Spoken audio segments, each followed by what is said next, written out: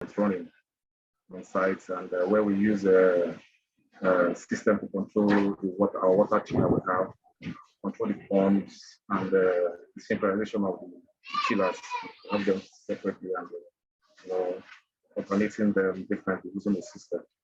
I would want to see a live scenario where a BAS is being, operational. I don't know if that is possible. Yes, because it will make a lot of sense, honestly. Okay. Yeah, thank you very much. Thank you. You might just be lucky. One of our field trips in the class before last, class 7 and 8 and 9, we were able to pull off a smart building facility tour. Let's see what's possible with this class. So we normally will reach out to the very few properties that have the BAS system and see if they can accommodate us for a facility tour of this nature. And if we can pull that off, then we're lucky in this class as well. Okay.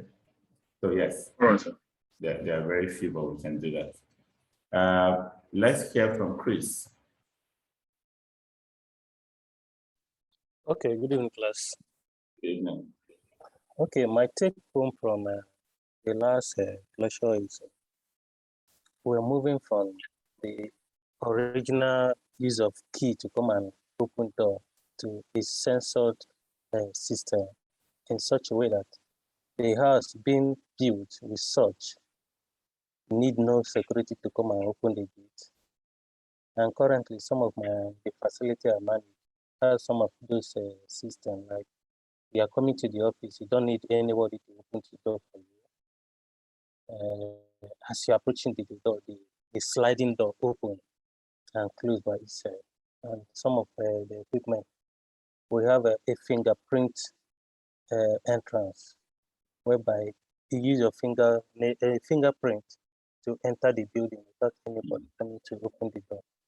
Yeah. Some of update of what I learned from that. Yeah, thank you.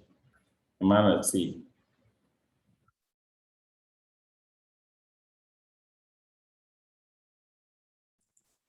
Good evening, sir. Good evening. Okay, so for my last class, I learned about the facility management, the technology in aspect of the lighting. So using the intelligent lighting. So instead of maybe a street light or a security light at home, just being on always, you can have the one that is dim when nobody is available. And when someone approach or an object approach, to brighten up. So, and I can remember you set an example of use of robots and drones. For a church, you said the curtain wall came down.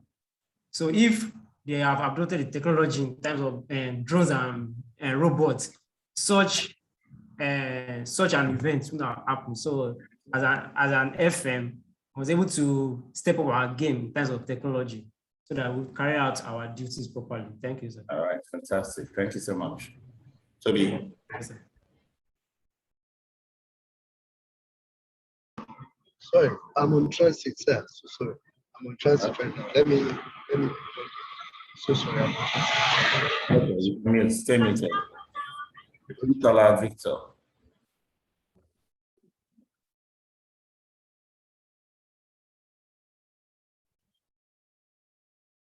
Oguntola Victor, are you there? Let's speak with Wayne Opame. Please go ahead with your takeaway from the last class. Did I see you in the last class? Good evening, everyone. Yes, I came late. I was there, but I came late. I thought as much. Good evening, everybody. Good evening. My takeaway from last class is the definition of sustainability, which I've never really thought of. Sustainability is the ability to make decisions, to take a present decision with thinking of future generation. Okay, so I take it that you actually missed the last class, because the class you're referring to now is the class before last. Sustainability was on Tuesday and technology on Thursday. See, I was right.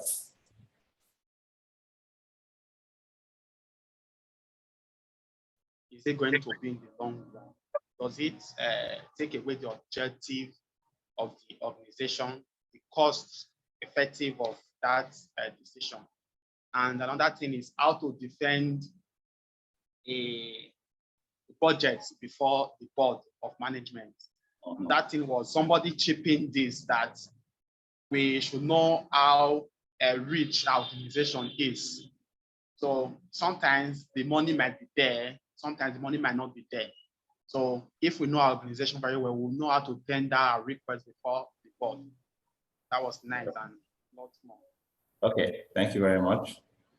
Let's hear from Ibuaba. Take away from the last class. Good evening, sir. Good evening, welcome. Good evening, all. So, FM Technologies, I think it was just, it gave me a better understanding of how the building can work in terms of being smart, how technology can be used to make your job as an FM professional easier. You know, instead of you running 10 things at the same time, and the technology can help you do everything simultaneously from one spot with regards to CMMS. So I think that was just basically just having that understanding that there's a method, there's a system in place to help you do all your works real time instead of you being there physically sometimes to get the job done. Basically, like you said, the building can become a smart building running on its own. So that understanding was my takeaway from the last class. Thank you. Emin, let's hear from you. Good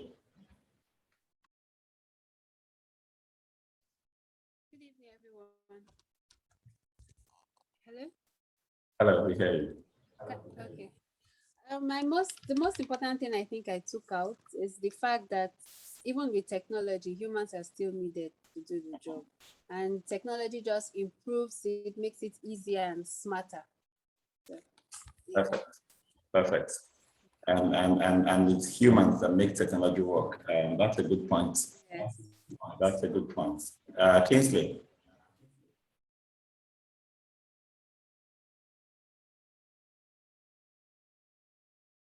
All right, so who else have I not addressed?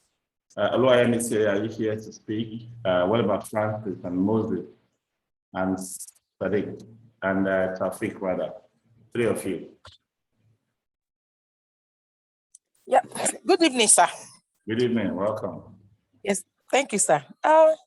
We talked about the technology, Okay. and I learned a lot about all the CMM, the BIMS, and how we can be proactive about our maintenance schedule with the technology of these days, and the method that we can the method we can use in going about it instead of being there physically, that how we can track our work, and how it will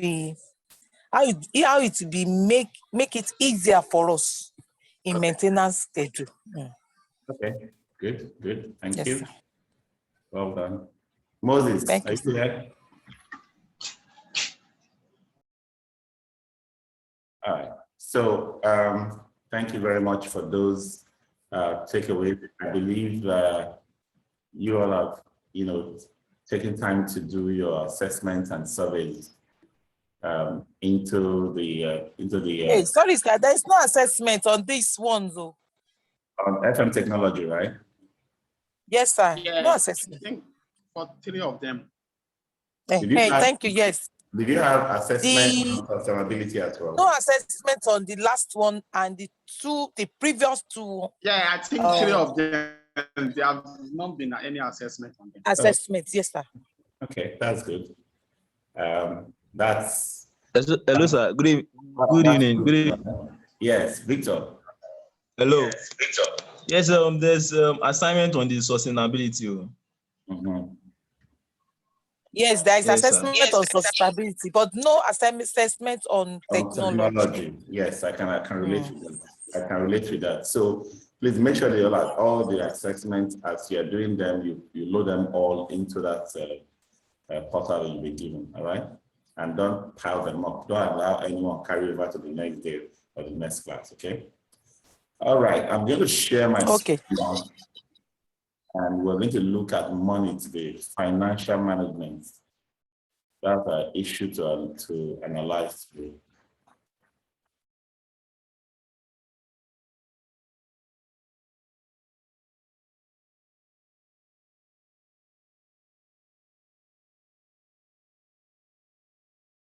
I believe my screen is up and you can see my screen, right? Yes, sir. Okay, great. So today we're looking at financial management. We're going to look at concept after concept. I start from the big high-level concept of total cost of ownership. It is the most important financial concept of facility management. The point of delivery of a facility, when construction is over, there is a tendency to celebrate that we are done with our investments, that we have achieved what we are looking for. And this billion that have been spent is a worthwhile spending, and we tend to celebrate and just say, oh yes, we have made it. No. The principle of the iceberg is used to analyze your initial delivery costs, planning, design, construction, commissioning, testing, and handing over, is represented by the tip that you see over the water. The ongoing costs over the building life cycle, labor and wages, energy, water, cleaning, maintenance, security administration, and all other operating expenses is the huge part of the iceberg that is not seen above the water. Why is it important to you as facility managers? When you come in to take over a building, you are taking over the tip of the iceberg. You are now responsible for spending that whole boulder under the water. And because this particular aspect of this iceberg is hidden under the water, you are often misunderstood because the cost that you are here to manage and run is not obvious. It's hidden. From the day you move in to start running the site, as your costs and bills begin to mount up and build up, people become wary of you. It's almost like you're bringing bad news from day to day. So this consciousness is to enable us to create models of how we are going to operate and maintain and continue to renew the facility over the long term. So when you take over a new facility, create models or projections for operations, for maintenance, for future upgrades and capital renewal, and as well as all the unforeseens, so that you can bring to the fore these aspects that are hidden. Because if you creep into them, every day something happens, you want to spend money, every day something happens, you want to spend money, it comes on and on and on as a surprise. People don't seem to be prepared for what you are coming to do in that facility. So it's important to have life cycle planning for facilities. I know that facility owners and users are happy to spend a little in trickles today and continuously to keep their facilities going. It's fine, but make sure that the big picture is developed. If you've developed the big picture, it tells you how much should be expected in spending over a long period of time. But that information also contains how we're going to spend on, on a day-to-day, month-to-month, and year-to-year basis. So the impact on today's expenditure may not be very high, but it should be obvious that we're going to keep spending and spending on this facility on an ongoing basis. Another application of this total cost of ownership is when owners are trying to cash out, as it were. They're trying to do their investment analysis. If I build with this amount and I rent out this amount, this is how much I'm going to get, and this is going to be my margin of profit on it, right? It is now the job of the facilities team to come up with, okay, there's going to be ongoing operating costs, so that before you start counting how much you are going to swallow back from that project, you get a sense of what is going to be going back in. Because one, you want to maintain the value that you promised to your stakeholders, the users and the tenants and the buyers, whatever kind of commercial models you have developed. And then two, you want to ensure that the asset value is maintained so you can continue to earn. If you build and you don't continue to maintain the level of investment in operations and maintenance and capital renewal, over time your earning capability from that asset will dwindle. And that's why facility managers need to understand the concept of total cost of ownership. Your cost is not completed as at the time you delivered your facility. Your cost will be ongoing. Your cost for renewal and keeping the asset integrity up and running is supposed to be also ongoing. So as facility managers, it's our job to not to get lost in the excitement of, oh yes, we have built, right? So the way to go about this is, we talked about strategic facility planning the other time, right? Use strategic facility planning to come up with a strategic facility plan and a master plan. That is the basic information that management can, kind of sign off on, that will say, this is how our facility is going to move from where we are now to the future stages. Based on that, we can come up with our capital replacement and improvement plan. So this is where we're making projections for everything that we have built today. What are their useful lives?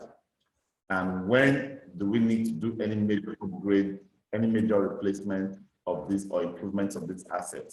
And then we'll model that with costs as well. And then we begin to develop our operations and maintenance budget on an ongoing basis. If we do this, we'll have captured this whole concept of total cost of ownership. Instead of waking up each day to send a memo to request for funds for this and that, there'll be obvious things that will be coming up, and each of them will look as if we have not envisaged them, as if we have not anticipated them. And if we work as if we do not anticipate things that are going to come about, we will look as if we are incompetent in the jobs that we do. So that's the first financial management concept. Try to model total cost of ownership, the cost of delivery, the ongoing cost of operations, maintenance, and capital renewal. So when the issue of who replaces the generator when it ages, who is going to pay the cost of replacing all the cabling on the external lighting system, who's going to pay the cost of redoing all the interlocking tiles, for example, who's going to pay the cost of replacing the fences for security and all the windows when they are old and on and on. There are a lot of things that we need to have in front of us. They will not live forever. They will not be available forever. They will need to be replaced at some point, and we must plan for those replacements. For some, it's going to be upgraded. For some, it's going to be improved. We need to have all of this already laid out in plans. And when management have this level of foresight, forecast, or projections coming from us, they tend to see us as more competent in the work that we do, because that helps them to put aside some of the money that they collect as rent. So when the funds come in, an amount is set aside to take care of these things that they fall due. Because if you didn't do this, I can assure you more than 80% of all developers and property owners feel that their property should keep giving them money on an ongoing basis without them involving in any more spending. Now, if you look at this image, it will tell you that the spending that needs to go into it is actually higher. By some research that has been done in the last 20, 30 years, it is almost a matter of scale, a ratio of 1 to 10. Initial delivery costs versus life cycle running costs, including labor and all of the wages that will be paid and the utilities that will be consumed in that facility, is almost a 1 to 10. So it's a 1 billion development to a 10 or 9 billion ongoing costs. And this is a huge reality that should come to every facility manager. So you're not caught unawares. Now, as part of knowing end-to-end cost that goes into every facility, you make decisions at some point in your career about making replacements, having upgrades in your facility. You probably are thinking of, oh, this chiller has been here for 15 years and it's given us all kinds of problems. We are thinking of changing, the chiller by either replacing it or getting another cooling technology that's latest in the market. Every time you make a decision to acquire, your decision should primarily be guided by what you are trying to get. I'm trying to get cooling. I'm trying to get power. I'm trying to get economic comfort for people. I'm trying to get communication. I'm trying to get, and so on and so forth. Based on that, my options open up. And every time I'm looking at my various options and I want to do an analysis and comparison of my options, I need to use the concept of life cycle costing, life cycle cost analysis. What it does is that we're not going to consider only the start-up or investment or initial costs, but we're going to use the total cost of ownership over the useful life of the assets. So if I'm going to compare the difference between using solar panels to panel all my building. Quite honestly, I was in a bank head office. I think that was in 2019. And they were saying something like, oh, in 12 months time, we would have replaced all our diesel generators and removed all of our mechanical generation tools and replaced them with solar panels in this whole building. And then I started laughing, like, do you guys really know what you're talking about? With this energy guzzling air conditioning system you have here that are old and archaic, you are thinking of converting all of this building into solar powered systems? No, please. You don't start from that. You need to actually start from asking yourself if you are energy efficient in the first place. But even if you want to now go to move away from diesel power to solar system for the whole power requirements of that facility, you need to do your life cycle cost analysis. There are initial costs that is obvious to them. So they've told themselves, oh, we can have a 500 kVA solar panel array covering all our walls and our roof and blah, blah, blah, and covering all our parking lots. And then we'll have enough energy extraction from the sun, and we don't have to buy diesel again. Fantastic. Will those power that you're going to generate during the day carry your system? And if they do, will they also carry your system at night? Because at night, you're not going to be generating. So you need to have more capacity stored in batteries that will run you through the night, even though it's a smaller requirement at night. How long will those batteries last? How often do you have to replace those batteries? How long will these panels last? Even if they're going to last 20, 25 years, they'll be replaced at some point. You need to ask yourself all of those costs. Can you build the cost of installing them, the cost of replacing and upgrades over time, the cost of labor and salaries, and all the other costs that will go into them throughout their useful life? 25, 30, 50 years, what is going to happen at the end of the day. There's going to be a replacement at certain intervals for different items from that system. How are they going to be disposed of? Is there going to be a salvage value, or are you going to spend some cost to remove them? You do all of that, and you have one option for your energy needs, and then you go to the the gas-powered mechanical systems alternative. These are the costs. These is where you get to, and then you go to another alternative. There's a public supply now that's a premium, right? You know that the public supply in Nigeria is mostly hydropower, which is renewable energy, which is very sustainable, and then supported by gas turbines, which is the next level. It's a fossil fuel, but it's cleaner in terms of the impact on the environment.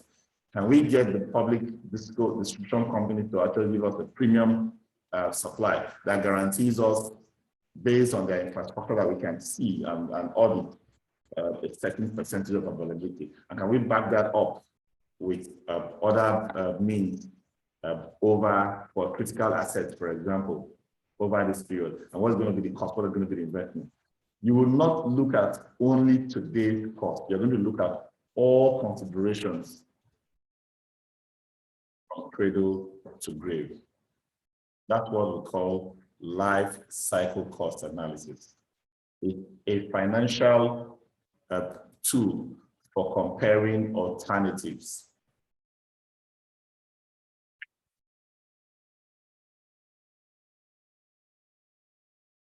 Jimmy, is my audio good? Your hand is up. Honestly, it's breaking. I don't know if it's just me. It's breaking seriously. Okay, let me put up my video and see if it's better. Do you hear it better now? It's good now. Okay, thank you so much. Yes, sir. There's one concept that we need to understand when doing life cycle costing. It's called the present value of money. Every time you are doing projections of money you're going to spend in the future, you need to convert all of those money into present value so you can do a comparison, because today's Naira and tomorrow's Naira are not the same value. Because they are not the same value, you cannot say, I'm buying something of 10 million today, and I'm going to spend 1 million every year as running costs for the next 100 years, and say my total cost of ownership or my life cycle cost is 100 million plus 10 million. That analysis is flawed and incorrect, because the 1 billion of next year is a smaller amount today. And that 1 million of next year is the amount I need to have now put out in a bank to yield interest to give me 1 million next year. So an interest rate will be a factor to determine my 1 million of next year. So if it's a 10% interest rate, my 1 million of next year is 900,000 today. So I have my 10 million today for initial investments, and then I have my 900,000 today, which is my 1 million next year. And then what about 2 years cost, 2 years time? The 1 million that is going to be spent in 2 years time, in 3 years time, in 4 years time, in 5 years time, all the way to 100 years time will be diminishing amount based on a factor of that percentage of interest or percentage of inflation, whatever we want to apply. That factor has to be added to it. So if you are doing any exam in FM, or you are doing any interviews and you are being asked to compare initial versus future costs, please always use it's called a discounting approach, because that discounting approach helps you estimate what today's money is in the future, or what future money is today. So there's no sense in comparing future money as if it's the same value today. We must have that discounting.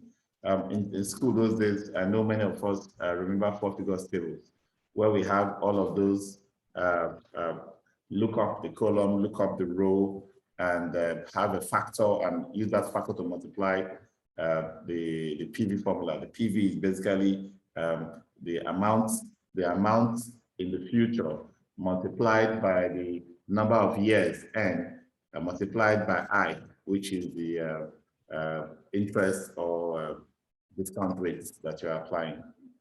All right, so that's something that we should research further so that you don't do an analysis and present to management without using the proper formula for every year's cost. Every year's costs are going to be different, even if the amount is going to be the same when computing life cycle cost analysis.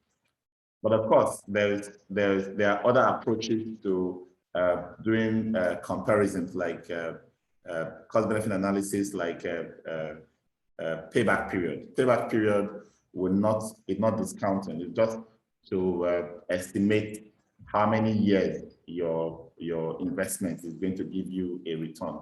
That's not a discounting approach, and it's not related to life cycle costing. So if you use, we spend 10 million and we make 4 million every year, in 2.5 years, we'll get back our 10 million. You are using a simple payback period approach.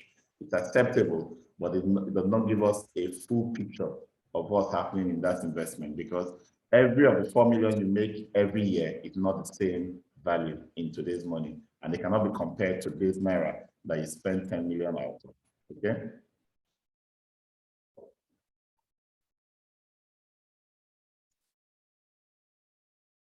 Now, this concept of life cycle can be applied to the asset development cycle, asset life cycle. When an asset is being developed, it goes through planning, design, procurement, construction, commissioning, and handover into operations and maintenance. Now, as the process of delivering the facility is going on, errors made at earlier stages, like errors made during design, are costlier to correct as you are getting into operations and maintenance. For example, I had a friend once who decided that his kitchen in a brand new mansion was too small. And this decision came after the family had moved into the mansion. What happens? They had to demolish a nearby room that was used as storage and another space that was used as dining to expand the kitchen. That included redoing a design, scoping demolition, and then reconstructing new concrete reinforcements to hold the slab above and build new structures to hold the new wider space. And then redecorating, finishing and redecorating and reinstalling equipment. Now, that cost compared to if that determination had been made to expand that kitchen when the building was still in design stage, you can imagine how small that cost would have been, because it would have just been a case of telling the architect or designer, merge these spaces together, and in an hour or two it will be done. Even if the architect is going to ask for variation for extra work to change the size of the kitchen, it will be so infinitesimal compared to the cost of demolishing. Of course, you pay for design, and then you get all of those structures in to correct that. So the opportunity cost of error correction will keep increasing. This is one of the reasons why we say facility managers should be involved in the design, so you don't end up with a facility that you have to start breaking and trying to create things. I've seen a lot of facilities that have been built, completed, during operations and maintenance, we now realize that there is no toilets for the use of external staff, for example. And we either have to go and bring a mobile toilet to disfigure the site, or we start breaking some wall to put in the toilets and forging things into the building, right? Or we realize that our energy consumption is too high, and to reduce our energy consumption, we need to improve our building fabric. We start changing windows and doors and doing a lot of installation. They are more expensive at the later stages. The same applies to cost saving opportunities. It will keep dwindling. If you want to save costs, the opportunity for saving costs is higher during the planning stages, when you are still scoping, when you are still designing, than when you have finished building, concrete is all set. I've seen a lot of buildings that are damp, humid, unlivable spaces in Lagos. And what was the problem? During the design stage, somebody considered that the foundation cost was too expensive, and then they cut out some of the damp proofing and cost and a damp proof membrane, and ended up having a facility that has been built now that is a thick building, many thick buildings, because you've saved on expenses that you could have, put in at the earlier stage. I can tell you from my experience, more than half of the buildings that you are seeing rising across all the swamps and wetlands in Lagos are not livable. If you live in a building where you're still experiencing damp and rising damp and all of those humidity issues, those are not livable buildings. They all have to be brought down. We can manage as much as we can to live with them, but the opportunity of saving those buildings were lost when we did not take those precautions during design. So as facility managers, learn that the opportunity cost of changes and error correction at different phases of the asset development cycle is critical. So this helps you. In fact, just having this drawing, this image up in the front of developers and owners, when you are bringing your suggestions or your ideas for improvements, it's enough to speak for you. It's enough. It's a subtle warning. Listen to us now so you can fix issues now than wait till later when those issues are now concrete. Fixing them, demolishing concrete, and correcting things that are more expensive at that stage, right? So that's exactly what this is about.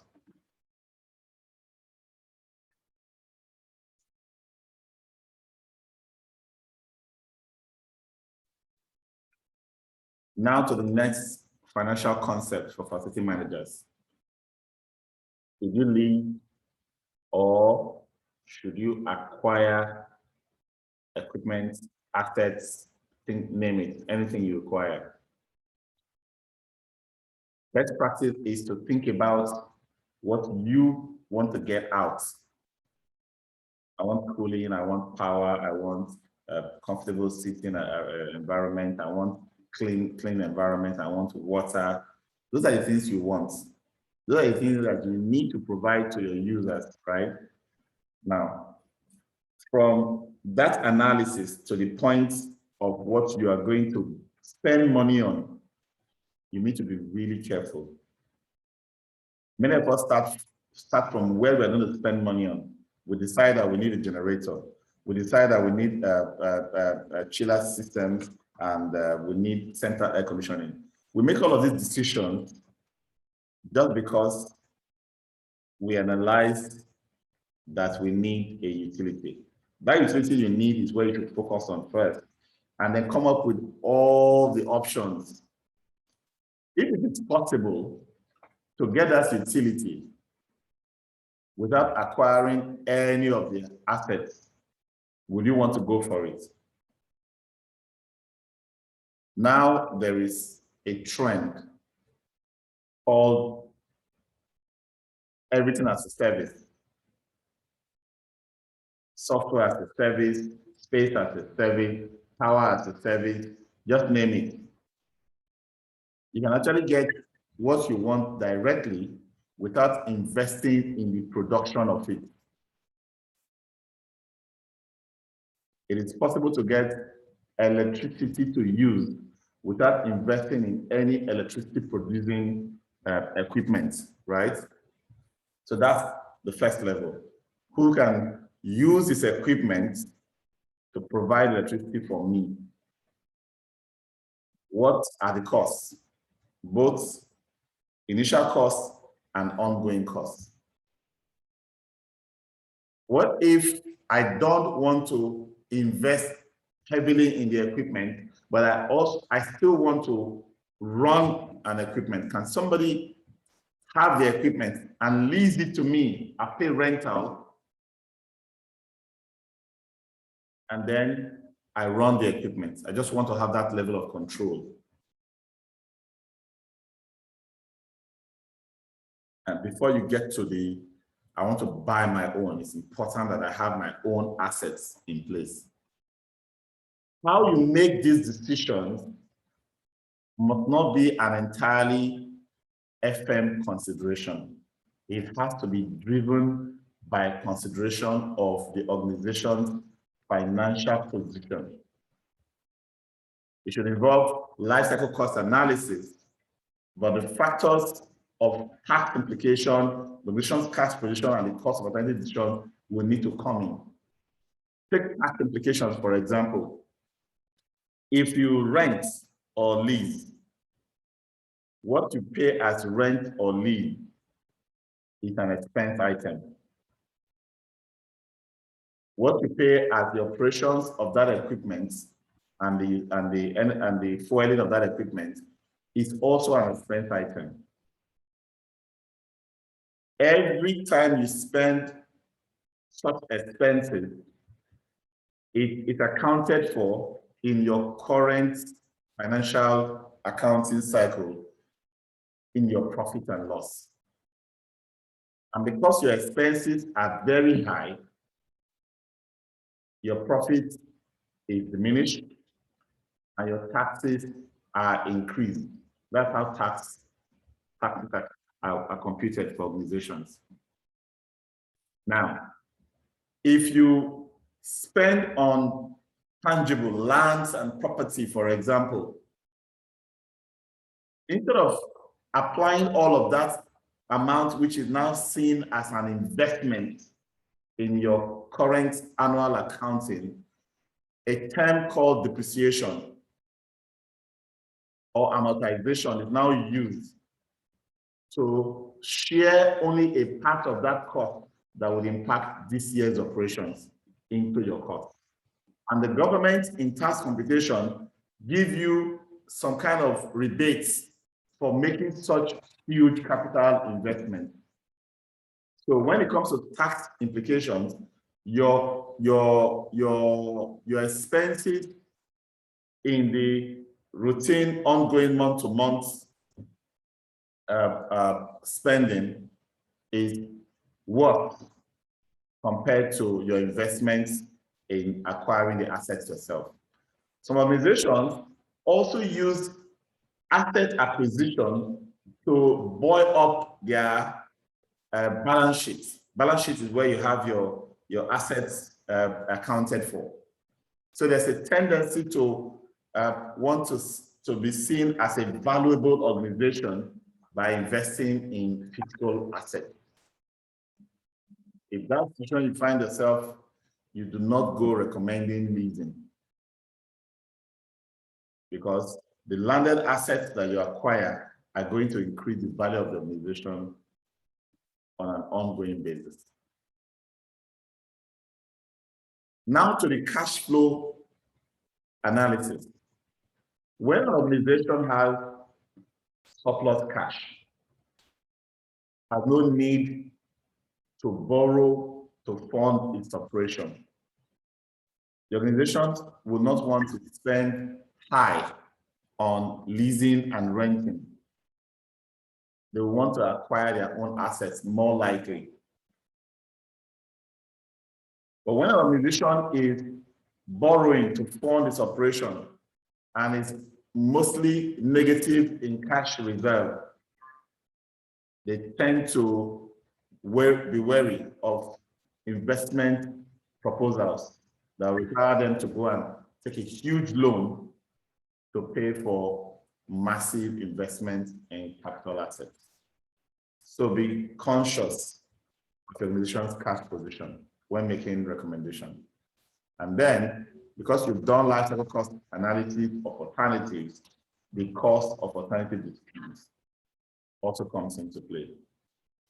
Let me give you a scenario on how this plays out. Some facility managers will say it is foolish to rent a power generating equipment for 500,000 naira a month, maintain it for 200,000 a month, making a total cost of 700,000, when we can acquire our own equipment for say 6 million, and it will run for us for 4 years. If you do a straight calculation, it looks almost like, oh, we're going to be spending so much per month when we rent or lease compared to so little if we divide out the amount we will put into it over the period it will serve us. Of course, even if you use the present value of money to do that analysis, it may seem like a waste of money to be renting at this time. But as facility managers, using the cash flow or cash position of our organization, we can analyze and ask between, let me take that 6 million investment, for example, and the 700,000 monthly cost. For 700,000, I get utility for this month. I can apply that 700,000 as an expense, and when I have done my sales and revenue, I do a deduction, I know how much my profit is for that month, right? Even though that sounds high and doesn't make sense at this point, compared to spending 6 million at once. But if I don't spend 6 million, it means that there is a 5.3 million that rolled over into next month. What do we do as a business that 5.3 million can be invested in? How much can 5.3 million make for us as a business in a 30-day period, for example? If that 5.3 million that I did not spend on the generator can give me up to 700,000 that I spent for the last month's lease cost, for example, then I can keep doing this 700,000 every month.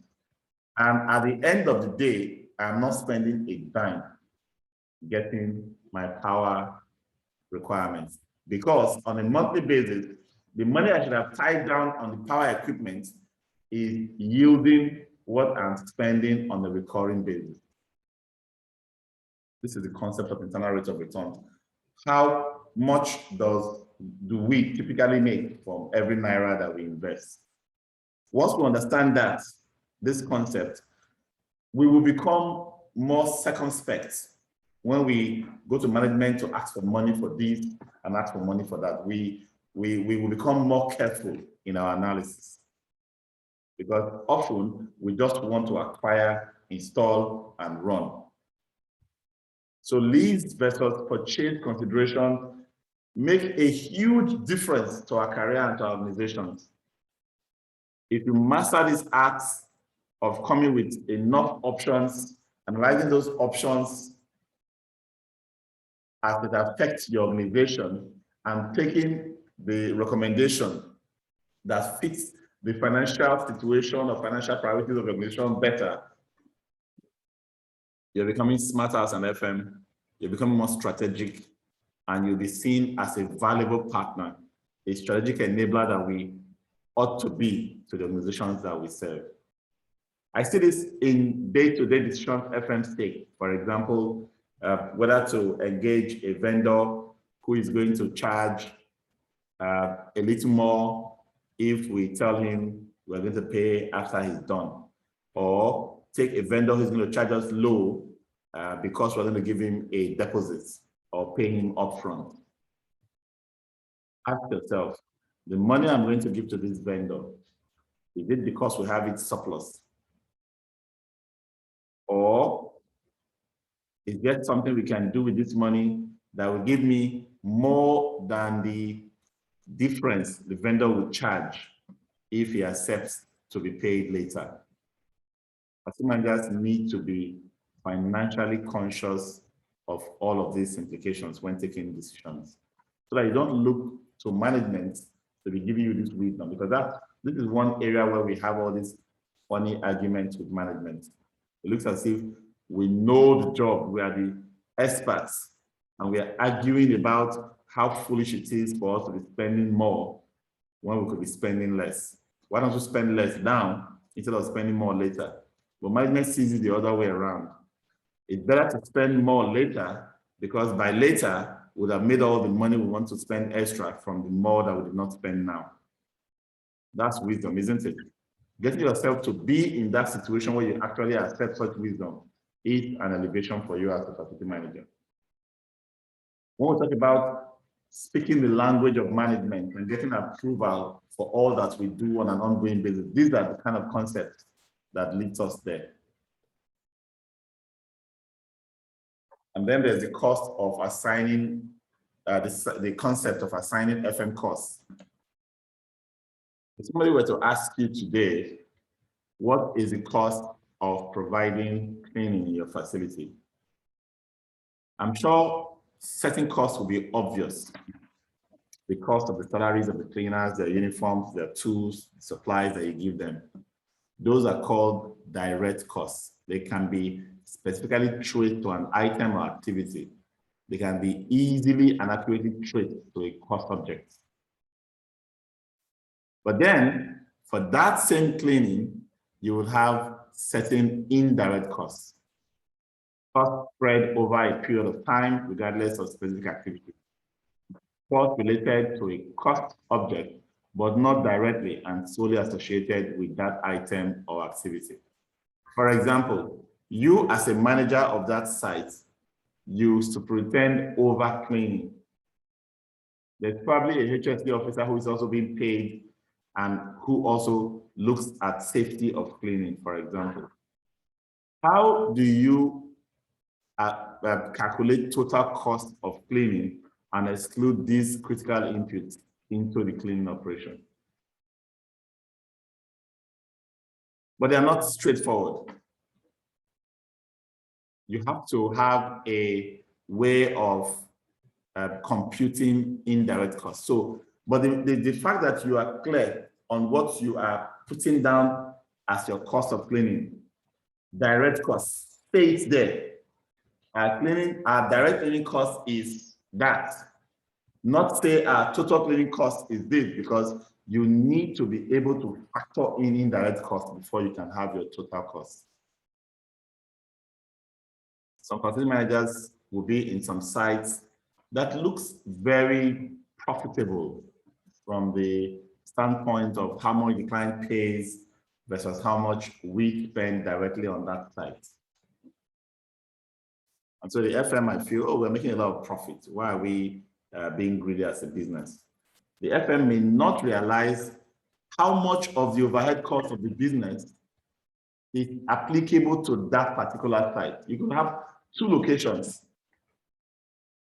One is looking very profitable. They pay us 10 million every month, and we spend 5 million every month. 5 million is profit. Wow, profitable sites. The next site may look not so profitable. They pay us 10 million every month, and we spend 8 million on it. So it's 2 million as the margin.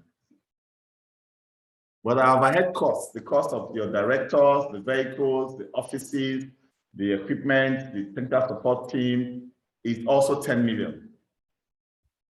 Or even if it's 5 million at the back end. These costs need to be shared into both locations. If you share it equally, without having any form of attribution of how those overhead costs apply their efforts on each of these sites, you may be making a mistake. So you can say, oh, well, apply 2.5 million to site A. 2.5 million to site B. Site A now has a net profit of 2.5 million. And site B now has a net loss of 5.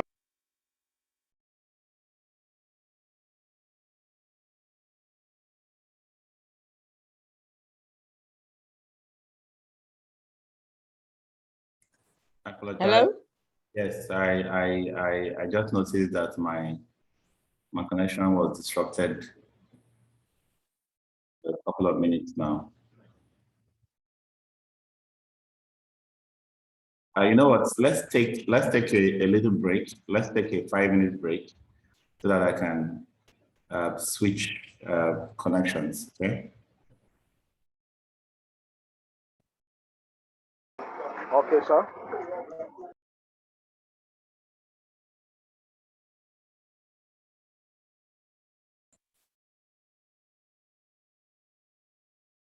Hello.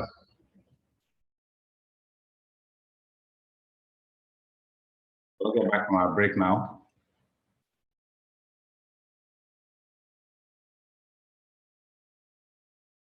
Yes, we can resume. Okay.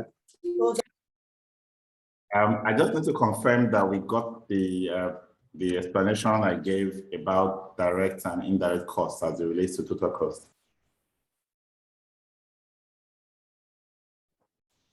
So you can please come again. You can please come again. Okay. Thank you.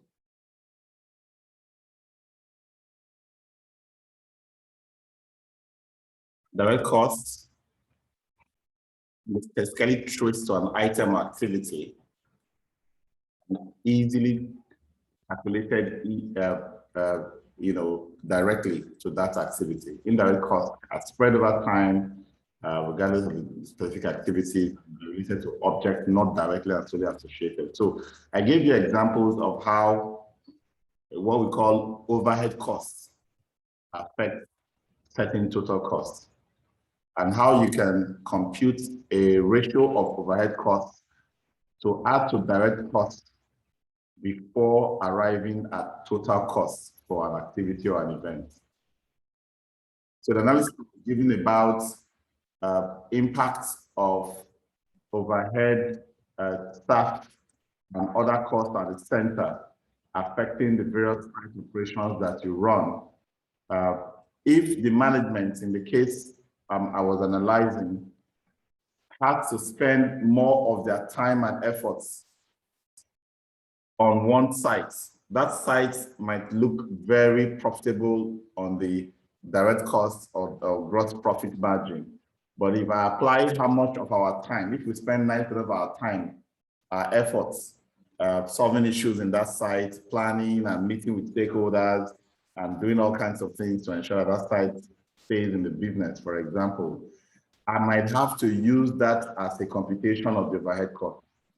So if I say my overhead cost is 5 million, and out of that, 4.5 million is being applied to that side that looks like it's very profitable, that mathematics or that calculation will suddenly flip. The one that looks like it was earning only 2 million will now begin to earn 1.5 million because only 500,000 is applied to it from head office overhead costs. Whereas the one that looked like it was earning 5 million in gross margin, because 4.5 million is being applied to it from overhead costs, it's now looking like it's making just 500,000. So the table can be flipped on such assessment, just because you have moved away from just direct cost to total cost. Okay, so if you are managing any service, part of your cost is an indirect cost to that service.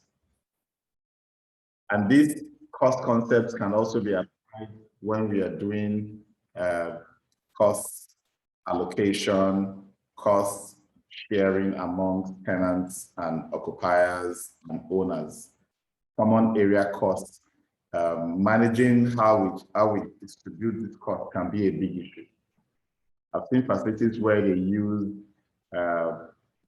the size of your apartment, for example, to divide common costs. So a 2-bedroom house pays this amount. A duplex that's 5-bedroom pays 3 times that amount, right? Whereas in that same estate, there is no regulation that says 2-bedroom flat must not have more people than the 5-bedroom duplex. The 5-bedroom duplex will just be an old retired couple whose children come to visit them once in the year, right? And this 2-bedroom is a vibrant young family with 11 in the 2-bedroom apartment. And they're using up the streets, they're using up the sewage systems, flushing up and down, they're running water here and there, they are swimming in the pool. Their use of the facility is very, very, very intense compared to the duplex, but they pay very little because theirs is a 2-bedroom apartment. When you start seeing occupiers and owners and stakeholders expressing such concerns, it may be time for you to start looking at what are cost drivers and how can you apply cost drivers to your cost allocations and cost distributions, okay? Same thing with power, for example. Should we use the size of your square footage to distribute common area power consumption?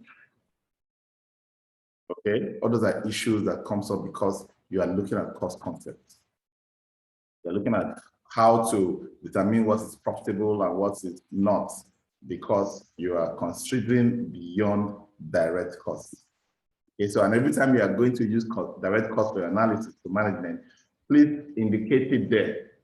This is the direct cost, not this is the cost or this is the total cost. That's the concept I want us to get from there. Now let's move on to the concept, the financial concept of best value. Best value extends the conventional wisdom pairing value and money, and instead implies a need to continually strive for something superior at the lowest practicable cost. You see, facility managers are often faced with this lowest priced option. You know, you're always asked to bring multiple quotations, and then you're always asked to bring multiple quotations and then choose the lowest price. Many facility managers have concerns with lowest price because it's almost a case of, oh, we are being forced to take inferior services because we have to choose the lowest price or the lowest cost. Facility managers, instead of having that as a worry, should start thinking about best value. Best value, simply put, is the right specification that meets your requirements at the lowest possible cost. So instead of complaining that you are being forced to take lowest cost, that not giving you what you want, spend your efforts specifying exactly what you want so that whatever you don't want is not in the comparison. Whatever you don't want is not in the comparison. I'll give you a typical illustration. If you want to buy a telephone set, a mobile phone for your technicians so that you can reach them on the field, you're supposed to write down a set of specifications for that handset you want to buy. You don't just send a message to procurement and say, oh, we need 10 mobile phones for our technicians so that we can reach them on site, so we can communicate and get information from them. No, we don't want to do that. But that's what is happening right now. So when they go into the market, they will ask all the vendors, please, the FM team wants telephones, mobile phones. Please give me your price for supplying mobile phones that technicians can use. So all the vendors come up with all kinds of mobile phones. The ones that can use internet, the one that does not, the one that uses GSM or GPRS, the one that is color screen, all kinds of phones will be quoted for.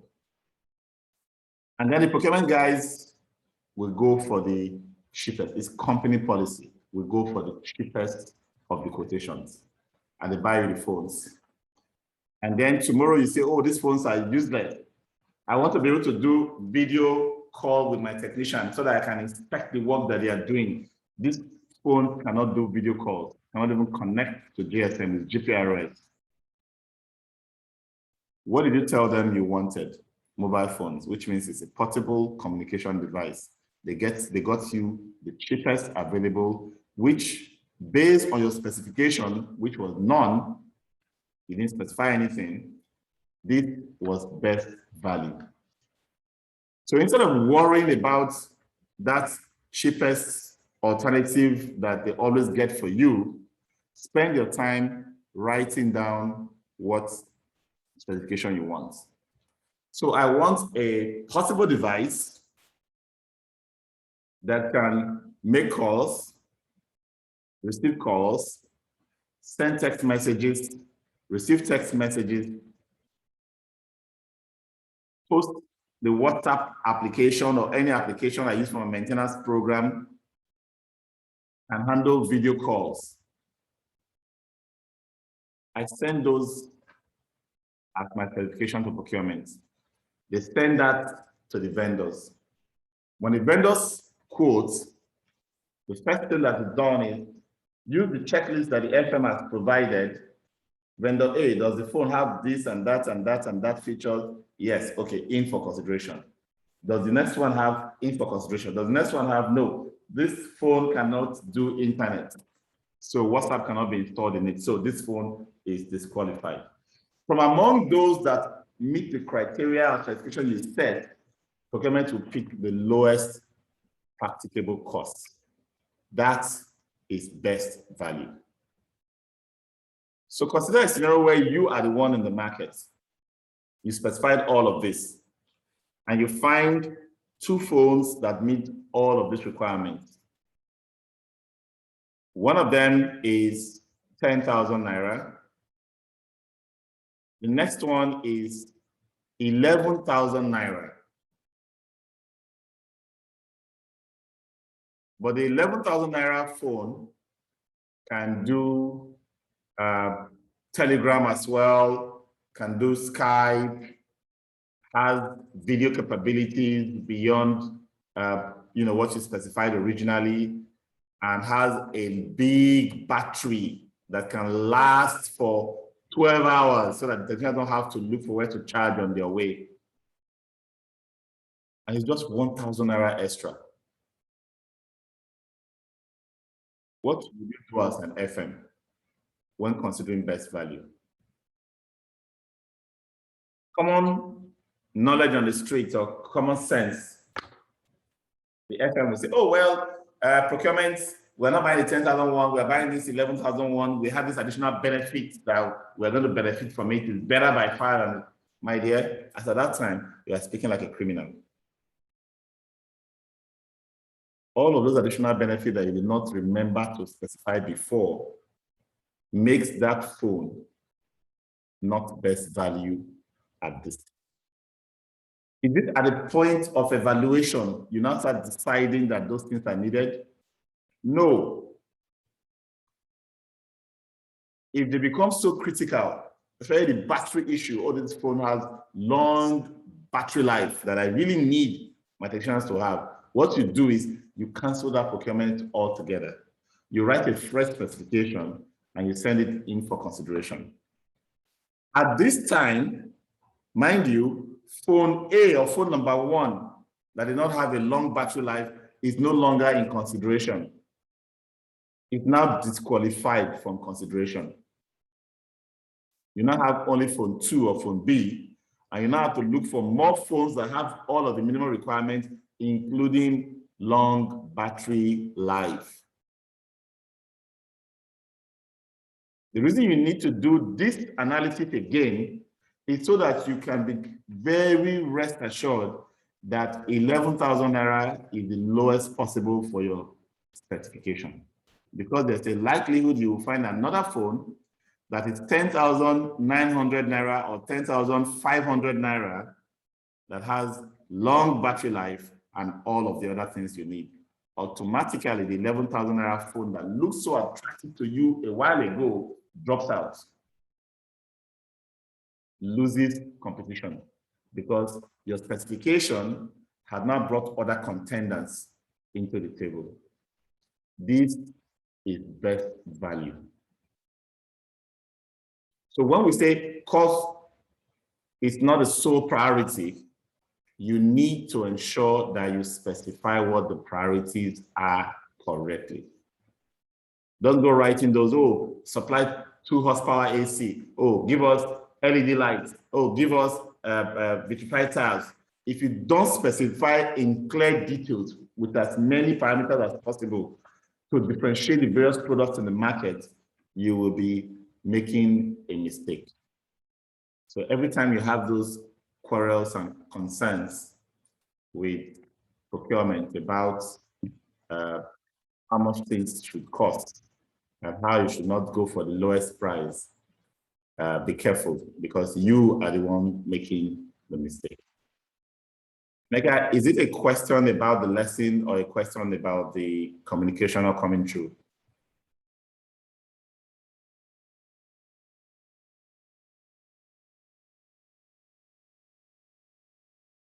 I see your hand is up, Emeka. Yeah. Is it Hello. a question about the lesson or a question about the you're not getting through my communication? No, about the lesson. Can you please write it down? The style the approach we have in the class is to write down all the questions about the lesson, so that at the end of the presentation, we will now take a discussion on all the questions. Is that okay? And it would be nice if we can have your head up. Seems that your video is upside down. All right.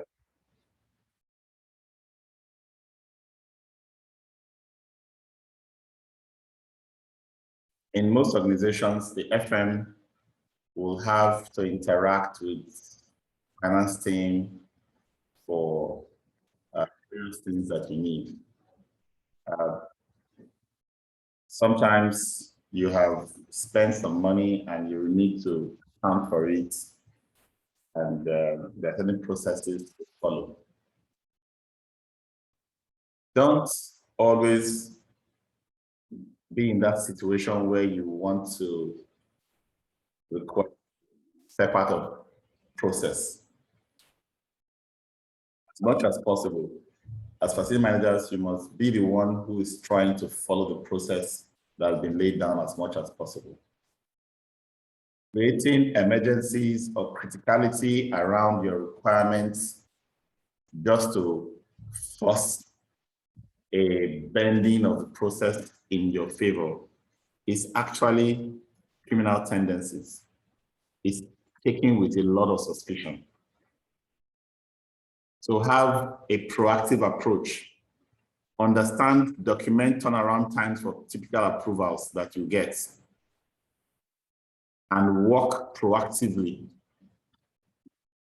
so you don't have to be in an emergency situation, critical situation where you need people to do things outside process.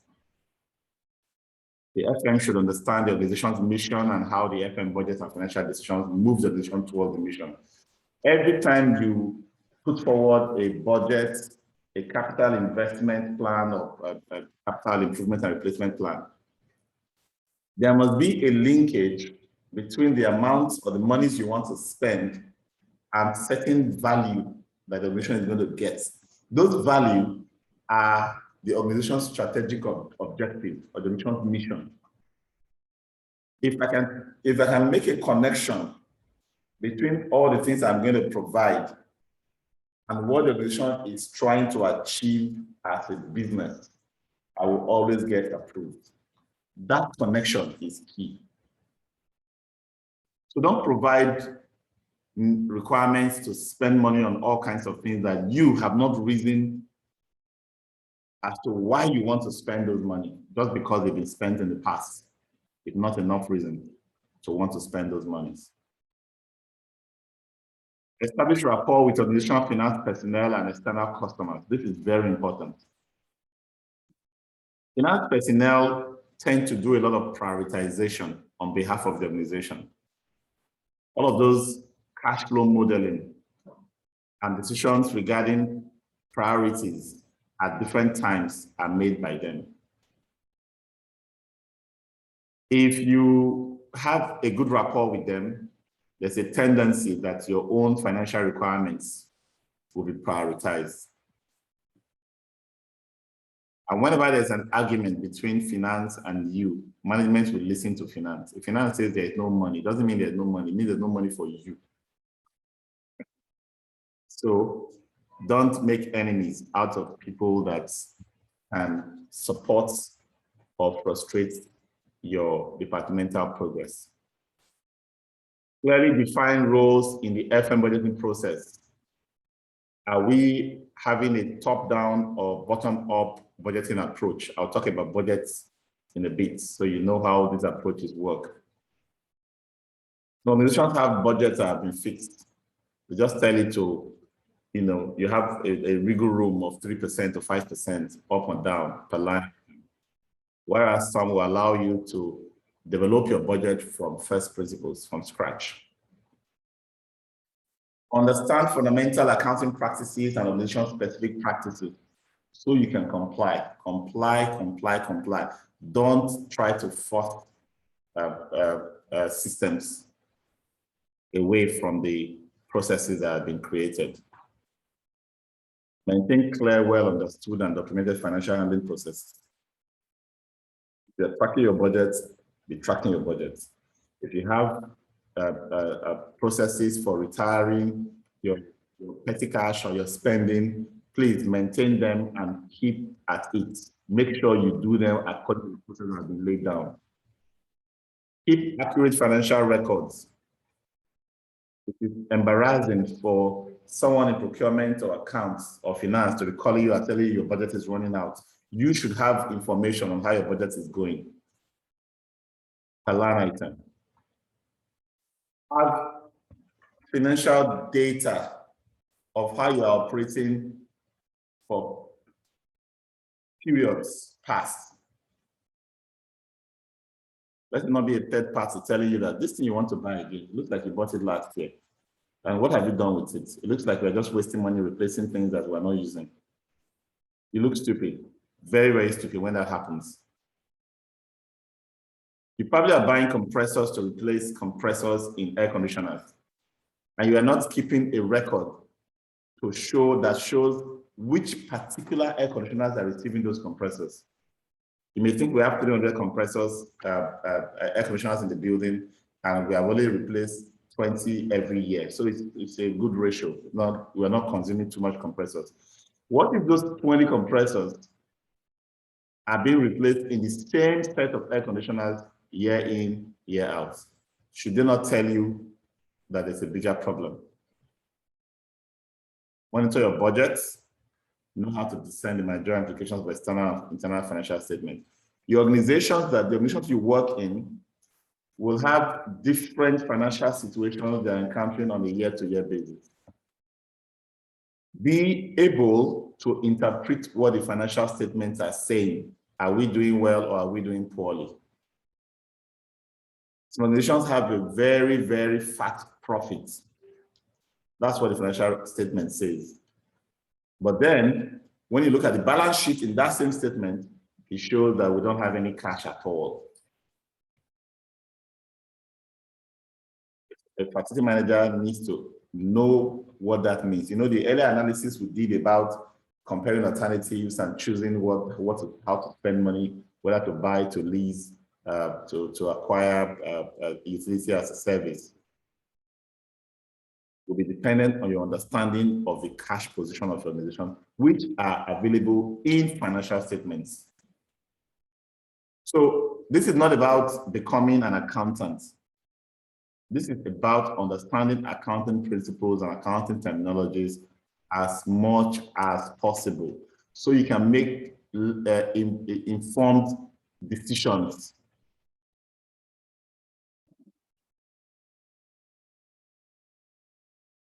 We now switch to deferred maintenance and facility condition index as the next financial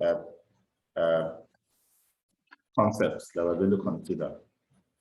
The deferred maintenance is a formal or informal listing of unaccomplished maintenance tasks.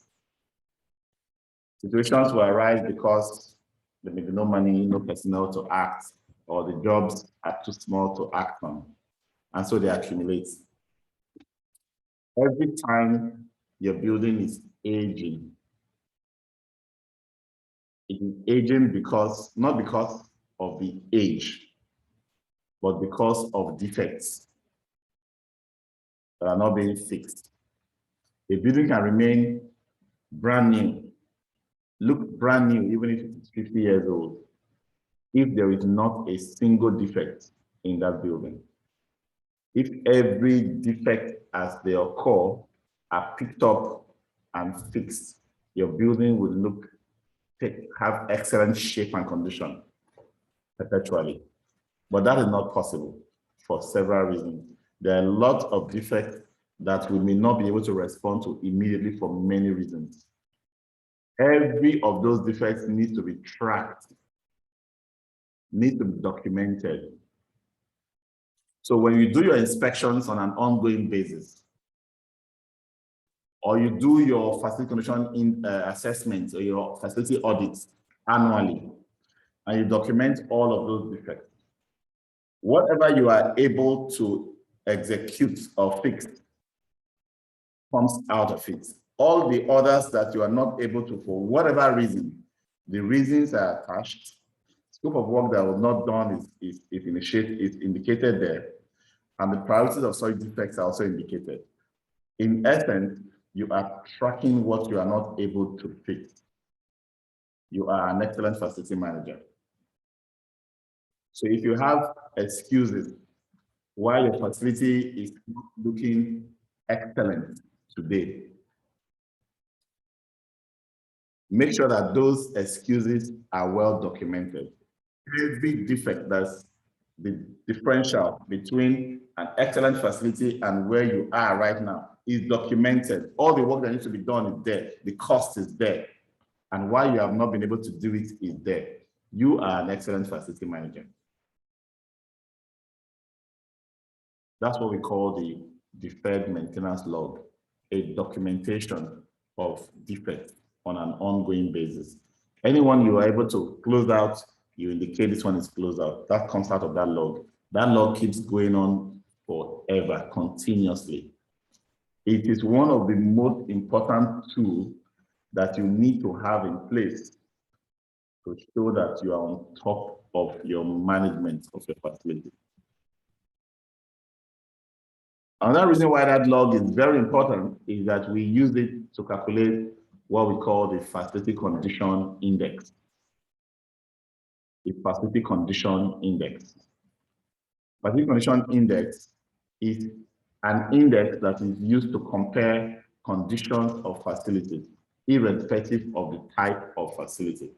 And it is computed by adding up all of the deferred maintenance, the capital renewal or improvement that should have been done or upgrade that should have been done, and multiplying it with and dividing both of them with your current replacement value.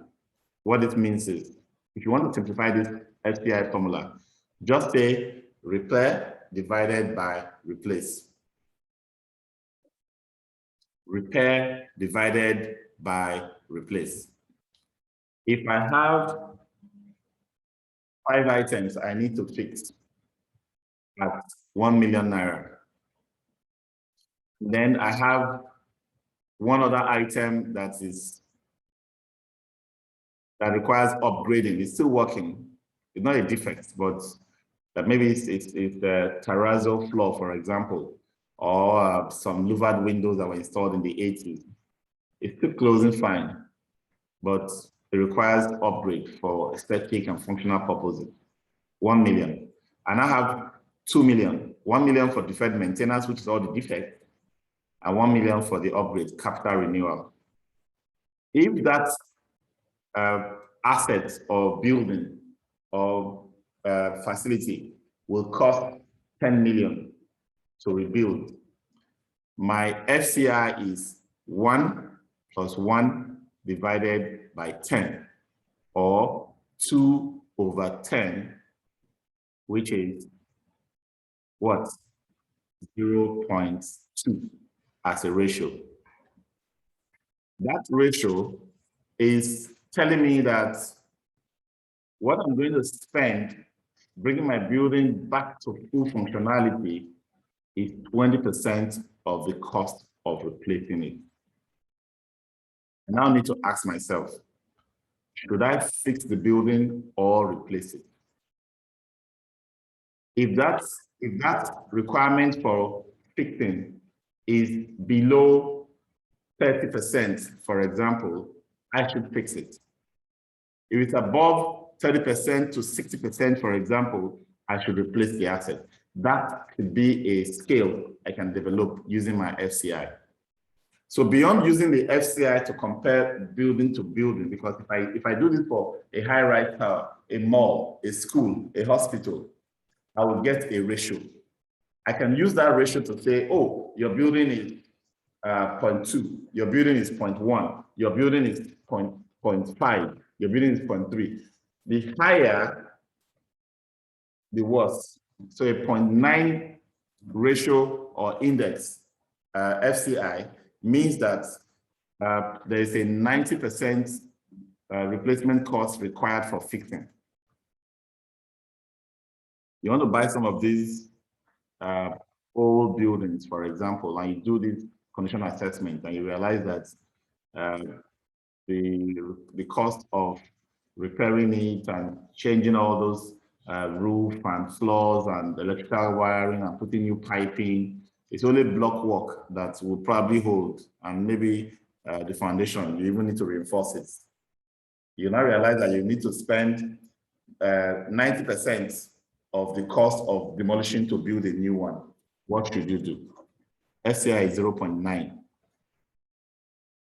It means you need to divest. That's why some people will find it cheaper to buy a land that is empty than a land that has a structure that they need to demolish, because demolition cost is a negative value to the land, right? FCI is used to compare facilities. It's used to make decisions on repairs, upgrades, and improvements. Every facility should know its facility condition index.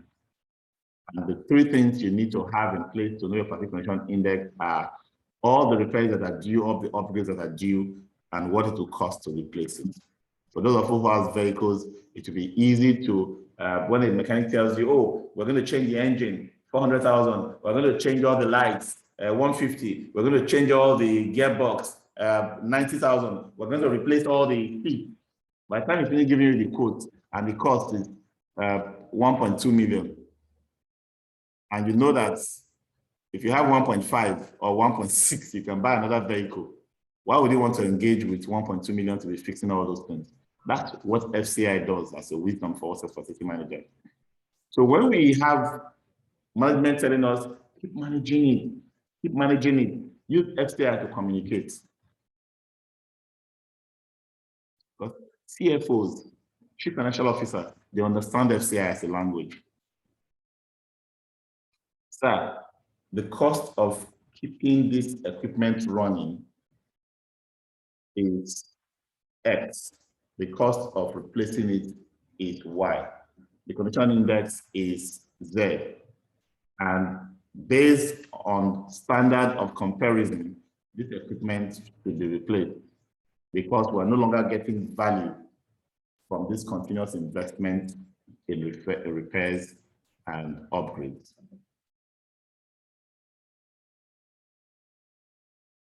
And then the 70-30 principle. We've talked about proactive FM in this class, and facility managers should be proactive, which means you should have a maintenance program, not necessarily preventive maintenance, a maintenance program that covers all of your assets.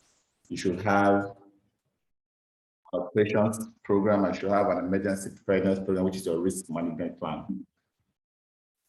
So if all that you do as your activities on a day-to-day basis are based on these plans. You don't have emergencies to respond to. You don't have customers chasing you to come and fix things. You are being proactive. Your costs will also drop significantly. So being proactive in maintenance and operations is not only going to give you credibility and credence, it's also going to help you contribute to your financial metrics, because you will not be dealing with things reactively that are more expensive. Reactively, things are more expensive than proactively. Okay? And the reason we are talking about this in finance class is because you need to start tagging the activities you perform to know which ones were initiated by you and pre-planned versus which ones were thrown on you when you came to work. If you can keep reducing those that were thrown on you when you came to work and increasing those that you pre-planned, pre-scheduled, and executed, you're becoming more efficient, and managing your costs will be more straightforward and easier. Now to the financial concept of budgeting. A budget is often misconstrued as an itemized list of costs that we want to spend. That is not your budget. Your budget is a formal numerical expression of how you expect to operate for a defined period of time. What this means is that before you get to the money part of your budget, you already have a plan as to what you want to do. You have justification for every action that needs to be taken before you even get to what it will cost. That's why we say it's a numerical expression of how the organization expects to operate for a defined period of time. It improves communication and coordination, because budget is not something one person creates, we all work together. It forces management to plan, provides a basis for performance evaluation, allows for fine-tuning the strategic plan. If you have a strategic plan, you always want to align your budget line items to accomplishing what the strategic plan specifies or prescribes. And so on a yearly basis, before you start creating a budget, you revisit your strategic plan and use data from previous operations to check if your plan is still aligned, if there need to be modification in the strategies. And then you create budgets that reflect that strategic plan. And when FMs use budgets, because you have to justify every line item in your budget, you can highlight your support to the organization's core business. For example, I will not just use a blanket line item to say I'm providing vehicles or I'm providing cleaning, for example. I will tie and break down those cleaning costs to cleaning for specific core business units in my budget. So that if management is trying to question why I clean, it has to question whether that business unit needs cleaning to deliver on the core mandates that management expects them to deliver on. That is the way I can connect my own budget and line items for expenses into the core business.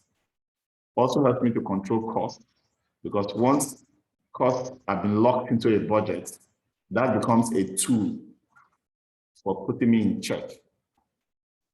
And then when there are going to be cost increases or decreases, for example, your capital budget can prescribe acquiring a new generator. My operational budget right now is based on the old generator, which consumes more oil and more fuel, for example. At the time my new gen comes on board, my budget should reflect a reduction in oil and fuel costs.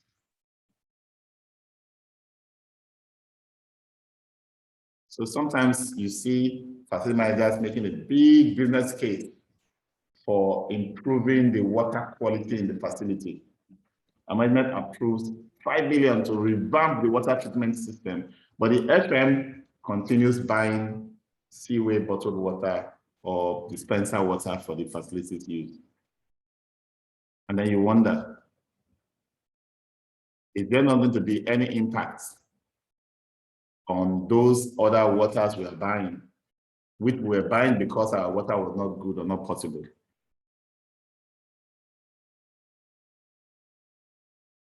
These assumptions are the things we use to defend our budget. So every time you have a budget, the question that comes is, why this, why that? A line item, identify how you came about the cost. So that when you want to defend your budget defense is already inside the budget. So management sees clearly how you computed labor costs, how you computed diesel costs, based on objective data that you have gathered. So if there are going to be changes in salaries, for example, project it. If there are going to be regulatory changes in certain areas like VAT going up from 5% to 7.5%, or pension going up from 15% to 18% and things like that, reflect them.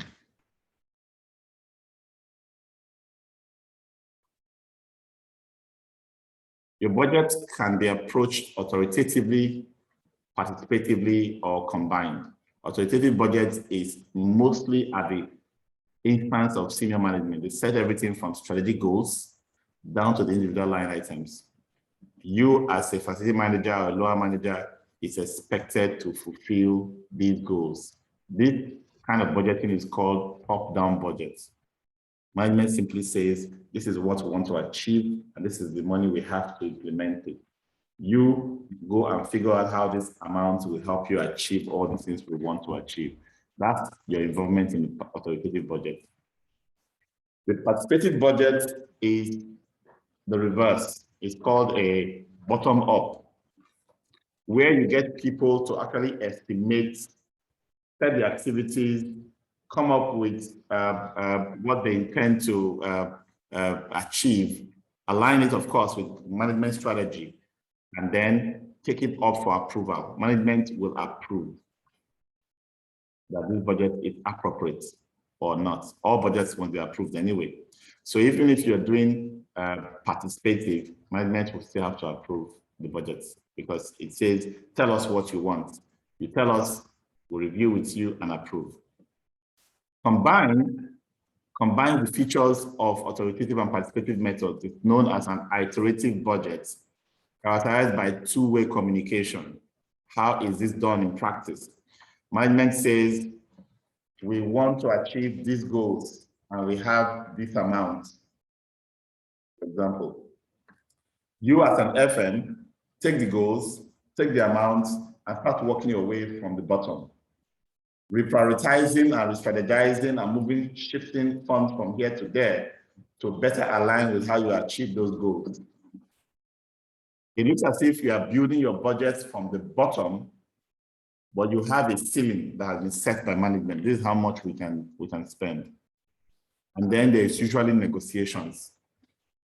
You come to make justifications for why you need more. You come to make justifications for why certain goals may not be achieved, and how you achieve the feasible ones, and back and forth takes place. That's what the combined budget approach is. But budget approach is different from budget method. Budget method could be incremental, zero-based, or activity-based. Incremental budget extrapolates from historical data. It uses last year's budget as the basis. That's why it's also called historical budgeting. You say we have 50 line items in our budget last year, and these are the price, the cost of each line item. And we're going to do moving the funds, reduce some, increase some on a line item basis. But all line items and all of last year's cost were considered. In zero-based budgeting, you don't have anything to do with last year's cost. It's only last year's line items that you consider.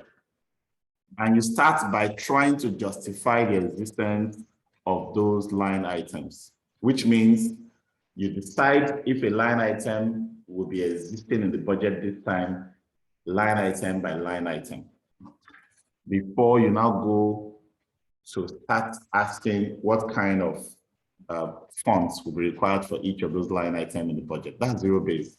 It means that it's called zero-based because you zero out all the costs and you take the line item as blank line item and you generate costs fresh from start in this year's budget without looking at last year's budget. Even though you're looking at last year's activities and removing some activities from it or adding some as needed for this current year.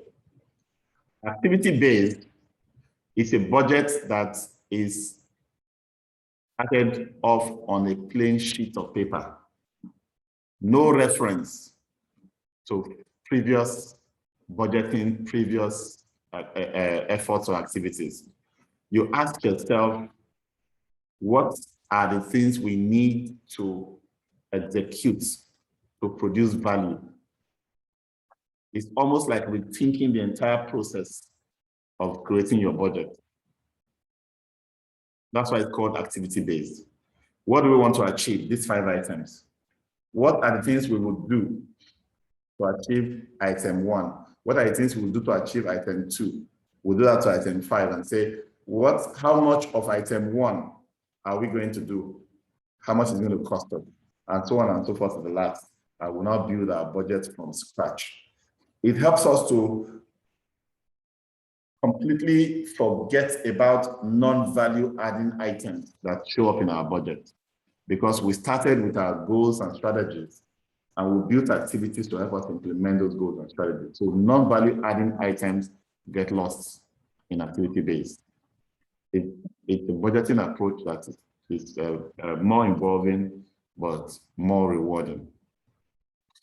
Budgeting types could be operating budgets or capital budgets. Your budget, operating budget, is the one that you use for your expenses.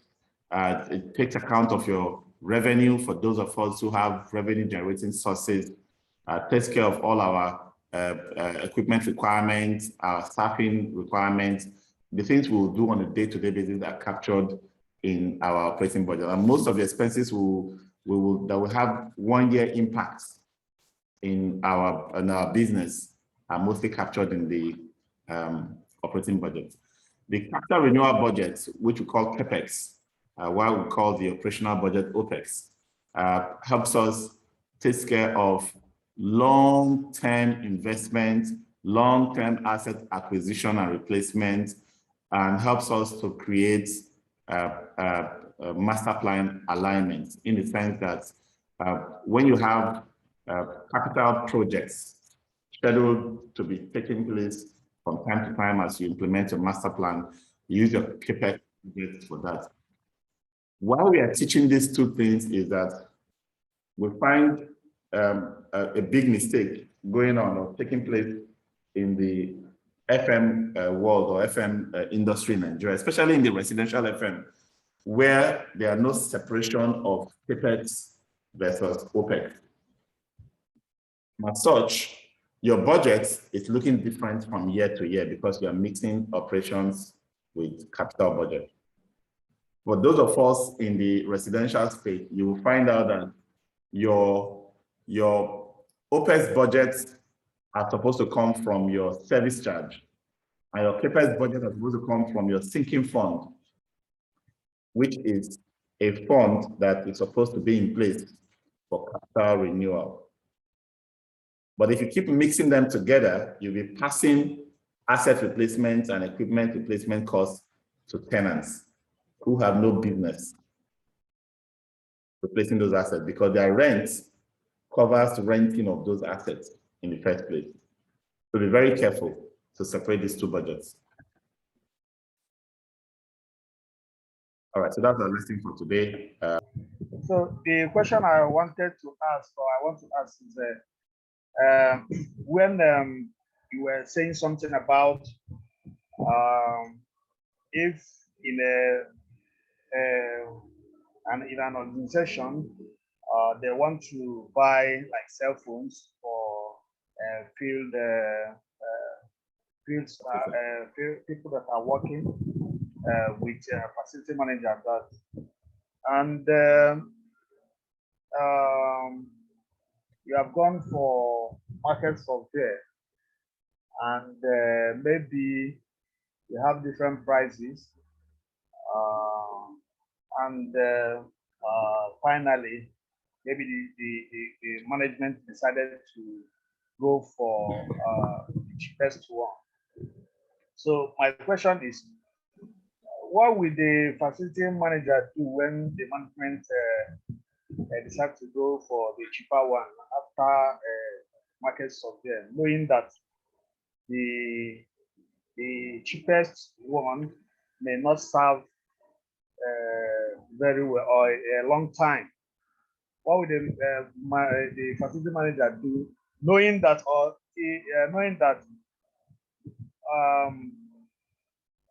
if something happens tomorrow, they may turn to him to blame him. They will turn to blame him that he didn't buy the original something or something that will serve for a long time. So, and at this time, the management wants it because they claim they don't have money. Okay, go and get this, go and buy this. Just do it that way. So, what will be the result at last when something starts going wrong? You understand what I do. I understand the question perfectly.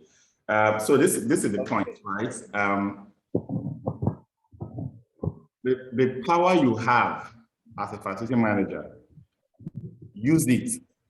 And that power, you can use it to give a proper specification of what we. So I want a long-lasting phone. Write it down. It should be able to do this and do that and do that and do that and do that. Write everything down.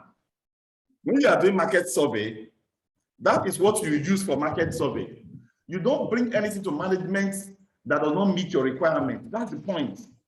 Management does not have any insights into what's in the market. It's you that brought all the options. And those options must be based on specifications you have written down.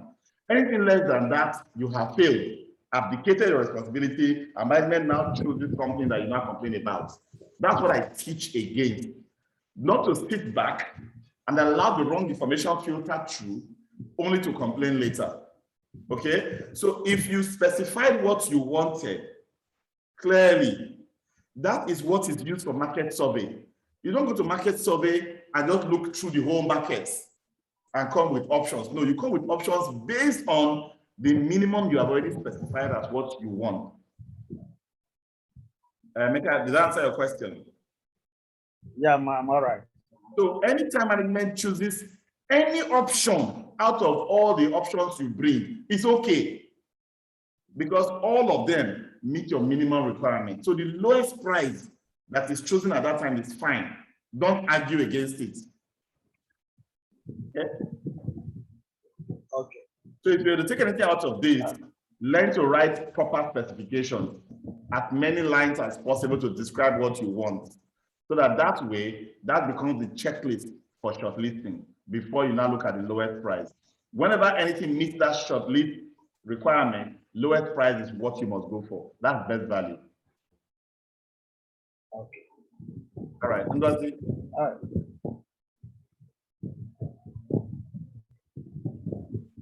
Hello, good evening. Oh. Good evening. Welcome. Sir, while you were explaining the 70-30 principle, yes. I wasn't very clear.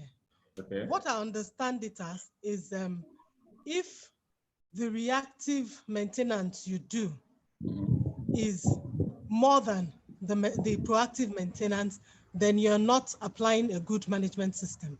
But if it's the other way around, you are. So I just wanted to clarify because I wasn't too clear. You are right. So the thing is this, there are some of your assets that you have already designated as reactive maintenance strategy for. Good evening. right? So you already plan that it is when they fail that you will act, right? That is also part of being proactive. The point is, everything that you do, did you prefigure it out? Did you pre-plan it? That is proactive in this case. Anything that you do that was thrown at you was not pre-planned or prefigured or prearranged by you is what needs to be reduced and reduced and reduced. Okay? All right, thank you, sir. Good. Francis. Yeah, good evening. Good evening.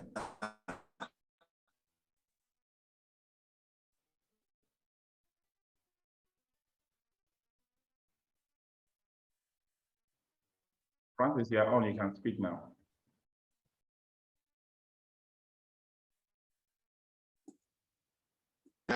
Hear me now? Yes, go ahead. Okay, I said the first class we had, the office you use, I think the network is good in that office. I just want to recommend that probably if it's in Lagos or its proximity is, I think maybe you should be using that class. That first class I was in Bielsa. Interestingly, that's where I used to get the worst network in Bielsa. And then when I have this office in Yaba, I have the one I used the last class 2 days ago was in Unilag. That's my head office at Unilag. Sometimes I'm at Agidingbi in Ikeja. So the network is in this office. It used to be very good. I used to have because we have a Swift network installed here, and I have an MTN modem as well that backs it up. But sometimes it just right now I'm on the MTN and it's clear. My video is on and it's still clear. So it's more of a network issue. And I hope, yes, it is, because sometimes it's when you want to give the key information that the network runs out. Right? It's always giving me a headache. But anyway, we just try to use wisdom. Just try to use wisdom to put them together. So, secondly, sir, in support of what you said to the first person that asked question, I think it was Mr. Emeka. Yeah. About giving to management the best specification of what you want. Yeah. So I had an experience. The company, they wanted to buy phones. In fact, it was a typical experience. They wanted to buy phones for their site boys. They normally buy it from me. Then I used to sell phones. Okay. So they buy these phones for 5,000 naira those days, and I was making 1,000 naira per phone. Sometimes they buy 100.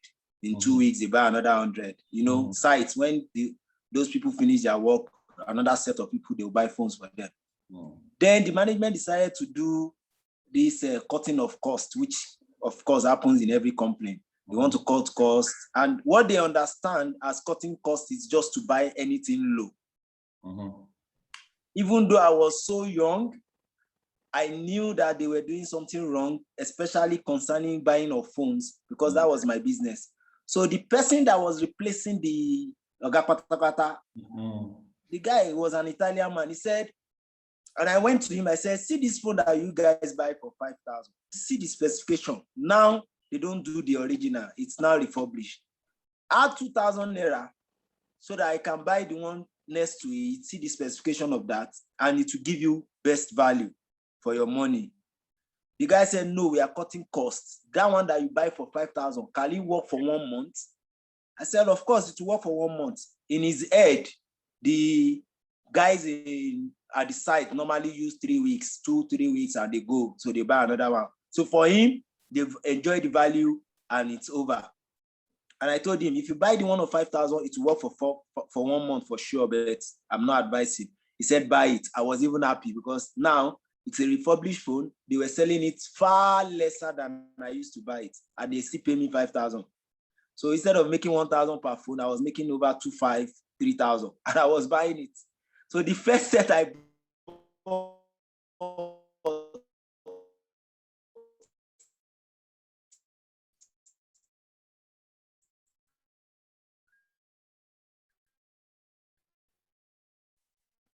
they sent don't know if I'm alone. I've lost audio. The guys used it. So the complainer came that these phones were fake. Hello, can you hear me? Yes, go ahead. Okay, so the guy stayed more than 1 month at the site. And of course, the phone used 1 month and started having problems. And they sent several mails, and the MD wanted to push me out as a vendor that, because he was not around, I decided to sell fake phones for them. I said, no, please call Mr. So. Let's clarify this. As soon as I said that, the MD said, yes, we are cutting costs, but not to buy something fake. So I was just trying to support what you said, that if you give the right specification and the company still insist on buying the ones that he didn't specify, then that's going to be their own headache. That is management headache. Francis, the lesson from your story, I'm not wrong. Francis, the lesson from your story really is that when the company decide to buy a phone that will last for 1 month, that was their specification at the time. The moment they were able to do that project for more than 1 month, they're able to buy another phone again, because the phone they bought before was for 1 month. They're going to order another set of phones if they are going to go for more than 1 month. Okay. So they made mistake. Now, so best practice was applied. They went for the lowest practicable cost, and that's what they got for what they wanted. That specification is now changing, as at the time they now want the workers to use the phone for longer. That's something that you need to envisage and say, if you want to use it for longer, this is because, so you need to document it as a supplier, for example, because that issue that almost came to haunt you was probably because you did not have a proper documentation that it was a 1 month phone they ordered. So why are they trying to use it for more than 1 month?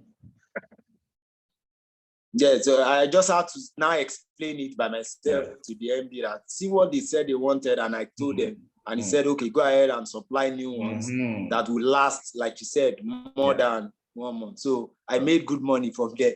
So the second one, sir, is talking about the opportunity cost of error. I want to use a developer as a case study. You know, normally the developer, I don't know in other areas, but in Lekki, what I've seen is they just take the land, sign contract, and they start building, even before they do some approvals, some structural engineering stuff. And even if they do all of those things, I've been with them for several times. I've never seen any of them planning with the engineers. In fact, they are the ones that supervise the building, the development, not the engineer. So is it that if I, as a facility manager, want to take up the job of maintaining the facility, does it mean that I have to be there even when they are building this kind of structures that they build nowadays in this axis, that they don't even use any plan in structural engineering? They just know that, I know that when we set our blocks, foundation, we just start raising it. Does it mean that I have to be there during the construction process all through, just to get the accuracy of as built plan? If there is no form of documentation before the construction started, that's actually building outside the building code. That's already a problem, right? Compliance issues, you should be wary of working in developments that are not legal. You should be wary of working in development that are not legal, because anything can happen, and you find yourself in prison, just being part of such an organization where they are working on illegality, right? So I don't recommend that. But if they have a basic plan which was used for getting approval, that means there's a legality around the operations. What you need to do is to initiate the process, we call it operational readiness, before they even go to site, to say, while we are working, these drawings will need to be updated with every change that is happening on site, so that at the time you are leaving, I will get a proper as-built drawing. So if that can be sold to the developer, it will be very helpful, so that you have the proper documentation for operating and maintaining the facility after the construction is done. Yes. So the answer to that is yes. Okay. Okay. Thank you for that, sir. And for budgeting, sir, I've not heard from the class. I have not heard anything about. I believe there should be a contingency budget. Why I say that is this: if you have to link the total cost of ownership to a zero-based budget, like you explained in some classes ago, that if you are doing a budget, always budget for every item, even though they are new ones, just put a zero budget, at least so that it will be there. What if that thing gets spoiled before the projected time? Like you projected that in the next 5 years, this pumping machine will be working because it's an original pumping machine. And in 2 months' time, the pumping machine breaks down. Okay. What budget will cover that? So you may not be very accurate, right? But usually when you say 5 years and it breaks down in 2 years, it may be because you've not been gathering data on how that pumping machine serves in the past. If you have data, if you use objective data to estimate useful life and asset replacement, it will be better for you because you can estimate properly. You understand? But if you use guesswork, rule of thumb, for example, and you now have that pumping machine failing, record it. I planned for 5 years, but it failed in 2 months. Make a note of it, so that even though it's now something like you didn't envisage it's going to fail now, you didn't have the resources for it, and you have to look a bit foolish, going to management to try and get funds to fix it. At least you don't allow a mistake happen twice. Next time you have a pumping machine, you have data to back up your useful life estimation, right? So you may now say, instead of 0 for this year, you can say, okay, I'm going to put a 20% cost for recoiling it, if that is the issue, right? For example, I have a swimming pool that is supposed to have 2 pumping machines for reticulation of the swimming pool, but the client used only 1, right? And because they were using just 1, we had to put in our budget an estimate for recoiling it. So we already have a capital improvement cost for 600,000 or 557,000 to add a backup pump, right? And then a 60,000 cost for recoiling this motor in case it fails, right? So the client has not approved the budget to buy a backup pump, and then the pump that was reticulating the pool now failed. They call a bond because it was overworking, right? And so we now have to activate the reactive repair. Please approve for us to spend 57 or 60,000 to repair the pump so that the operation can continue while we still wait for your approval to add a new pump. Now, if the second pump is added, for example, next year, I will not estimate any amount for recoiling a pump. You know why? Because no pump among the 2 of them will run for more than 12 hours. And if they run for 12 hours and rest, there's a likelihood that it will not burn for the next 5 years. I use the information of what has happened to project what I will put as my budget going forward. I'll put for the next one. Exactly. Okay. That's a good one. And for the there's something I didn't get. Okay. You said is the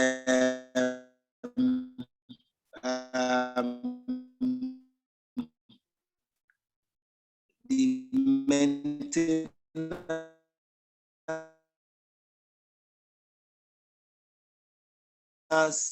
Sorry, the hello? Yes, we're trying to hear you. Yeah, the network is kind of breaking a bit from your end.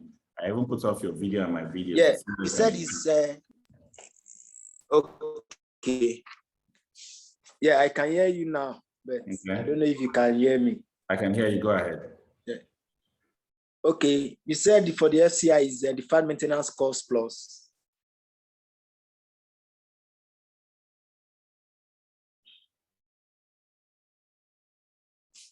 Hello, sir.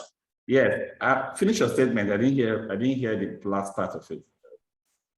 Okay, so I wanted to get the calculation right. Oh, deferred maintenance cost plus upgrade or improvement cost divided by replacement cost. The improvement cost is it a cost is a cost that we want to spend on it at the point that the equipment is defected?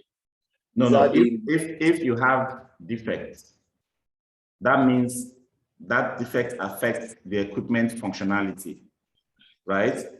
Then, if the equipment is now looking ugly, for example, and I need to put a coat over it to make it look nice, that coat over it to make it look nice is not a defect. You understand? The equipment still works if I fix all those defects, right? But putting a coat over it will just create a small upgrade or improvement.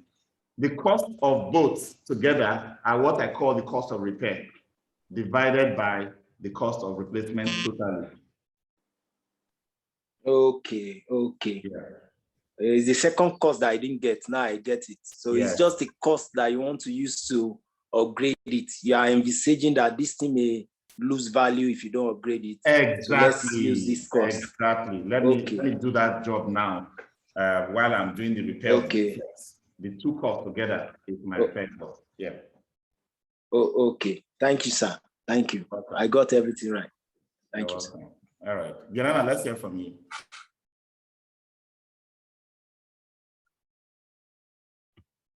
Yeah, this was a refreshing session today.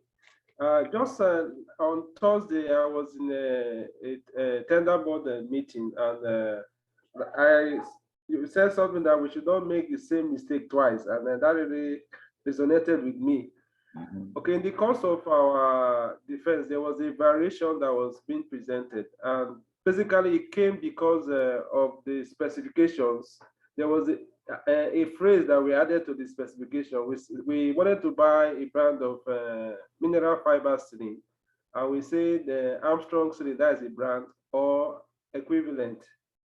So eventually that caused some bit of confusion among the vendors. So a lot of them quickly went to the cheaper brand because of that phrase equivalent. So for me, that was a learning, because eventually we did not get the desired level of quality we wanted. And that was a learning for us.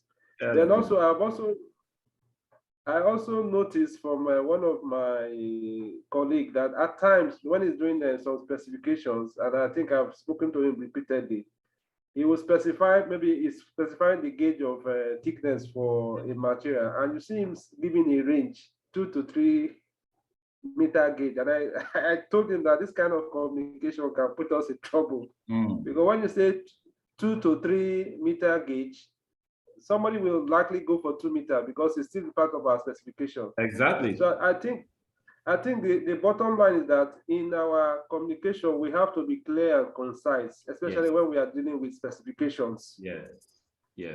So that's my take.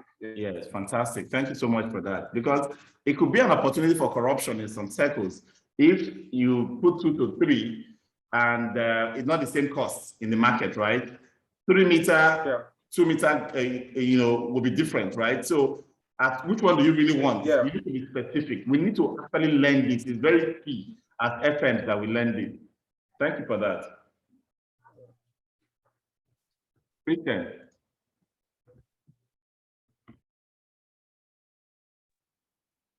Good evening, everyone. Good evening, welcome. Yeah, so, well, I've not really been, following very, in all classes, like I'm being a little bit off and on. So, well, I just want to add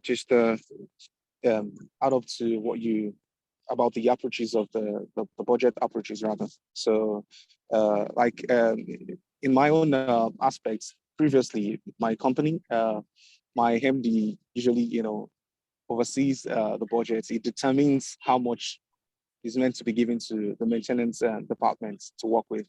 So there was one time I had to, speak to him about it. I told him that there are a lot of issues, going on. And if I don't get the required amount of money or budget for those particular problems, I won't be able to do nothing. And it was like, no, this is what I want. And then I want you to work with this particular amount. So he actually sets the standard for the budgets for me every week, and which actually almost crippled the facility down. So when they brought in the new GM, I spoke to the GM and he saw reasons with me. He had to, speak to the MD, and then the MD had to suggest, okay, let's do it this way. If Amos wants it this way. So what will happen is let him make his weekly request plan, and then the GM and the financial controller will sit on it, deliberate with me, and then see which one is probably maybe priority, and the one that's not priority, take it off, and then submit the budgets to the MD for final approval, which is the participative budget approach, I guess. Yeah. So and also I also want to chip in something when you talk about probably maybe when we bring in quotes from various contractors over a particular job, and then the MD says I want you to go with the one that is lower. See, I believe in my standard, and I believe in my job. I don't want to compromise because I feel this is cheap, and then let's go for this one. What if they do the job, and then at the end of it all, everything starts falling back, and then everything will still fall back at you, because there's something that happened. Like there's a job my MD wanted me to do, which is about like a particular project. So he gave me a particular amount of money to do the job. I told him this amount of money won't go for this job. So he actually called in an external contractor to come do the job. And the man did the job. And then right now, what we have a lot of snags on that particular project. So I'm the one out doing the correction of those, those snags that was left on the project, because the man had to get in some substandard materials to do the job. Because I told my MD that if you don't get quality materials for this job won't succeed. You won't get the required results you're looking for from this particular project. He said, no, whatever this external contractor is saying is right. Let's get the cheaper material, and then the job will be done. And look at what's going on. We're having snags, and I'm the one doing the correction of every snags on that particular project. So like I said, I would never compromise my standard for, probably for something cheaper, because it's really gonna dent your integrity, and also your probably maybe your competency as well. They would think probably maybe you really don't know what you're doing. So that's why it's advisable for every FM to always advise their MD, even if he doesn't buy into it. You still need to advise him, tell him about the risk and tell him about the impact, because most of them, they don't know. They always want to see the business from the profit side, side making perspective. So they don't want to see it from the perspective whereby if I don't get this thing done appropriately, we start having a lot of higgledy-piggledy, which is issues ensuing. Yeah. Now, Christian, the way to communicate is to document, right? So these are my specifications, right? For my specifications, the lowest cost is 5 million, right? But management now wants something that will cost 3 million. I need to produce the specification of what that 3 million will do, so that I can bring documentation to management and say, this is what I specify, and this is the reason for every line item. But this is what this 3 million can do, and these are the specification of what this is, so that it is documented. People sign off and accept. Take the case of the phone Francis talked about. The guy says, will this phone work for 1 month? He says it works for 1 month. He says, it's okay now. That is where you document. They want the one that will work for 1 month. So by the time a question comes about it trying to work for 2 months, that's not the specification you ask for. You ask for the one that will work for 1 month. So 3 million versus 5 million, your specification should not compete with your MD specification. But your MD and you should be on the same page as to what is being paid for, so that you have that documentation in place. Nobody will query you tomorrow when you now say, we need 3 million to fix the problem of 3 million before, and the total cost is now 6 million compared to the 5 million we could have spent. They will quietly give you the 3 million and let the matter slide. Next time, they will look at your 5 million specification better than the 3 million specification, because of what has happened in the past, right? If you don't communicate with line item specification, you will just be arguing, futile arguments. And it doesn't tell well of you to have any arguments with your boss when you are not making points. You're just saying sentimental statements like, this is cheaper and it's not better, this is better and that is worse. Those don't make sense, right? Use objective metrics to describe what is better and what is worse, and then you are on top of your game. Thanks, Christian, for that. Tosin. Okay. Thank you. Tosin. Tosin Adedoyin, please go ahead. Thank you, sir. Thank you, sir. Yeah, it's about the facility condition index, the formula. Looking at deferred maintenance plus capital renewal. Is a capital renewal that I want to understand. Okay. About it. So I used some examples. I used the example of building renovation, right? The window is not broken. Okay. The window is not broken. While I'm trying to repair some tiles and redo a new roof over it because the roof is leaking, I see that the window is louvers, 1980 louvers. It's not looking nice. It's still functional, but it's old school, right? And I now decide that I need to replace those louvers with statement windows, for example. That is part of upgrade or improvements. Okay. So you differentiate. You have to know the difference between what is a fault and what is not a fault but still needs to be done, right? And the reason you do some things that are not fault is because of obsolescence, because of appearance, because of perception, you know, and other things. Okay. Now, I want to adapt it to, for example, a particular device, say the lift, or okay, let me use an AC, just an item. And I want to tell about the condition index of it. So there are normal maintenance that should go on with the AC, and is probably, let's say maybe the compressor has to be changed, and is not changed. Then how? Because I'm trying to like how to give the facility condition index on a particular equipment. Maybe every other thing is fine, you understand, but a particular item or equipment, you know, telling about the condition of it, probably okay, replacement or we still maintain and something like that. So if you have, I'm just trying to like adapt. If you have an AC and the compressor is faulty, that is a fault. That's a defect. Okay. That's a defect. You understand? So when I'm trying to calculate my facility condition index, I will calculate how much it will cost me to fix all defects in that equipment. If that compressor is the only defect, and the compressor is going to cost me 80,000 to replace, and the AC as a whole is 500,000, my FCI is 80,000 over 500,000.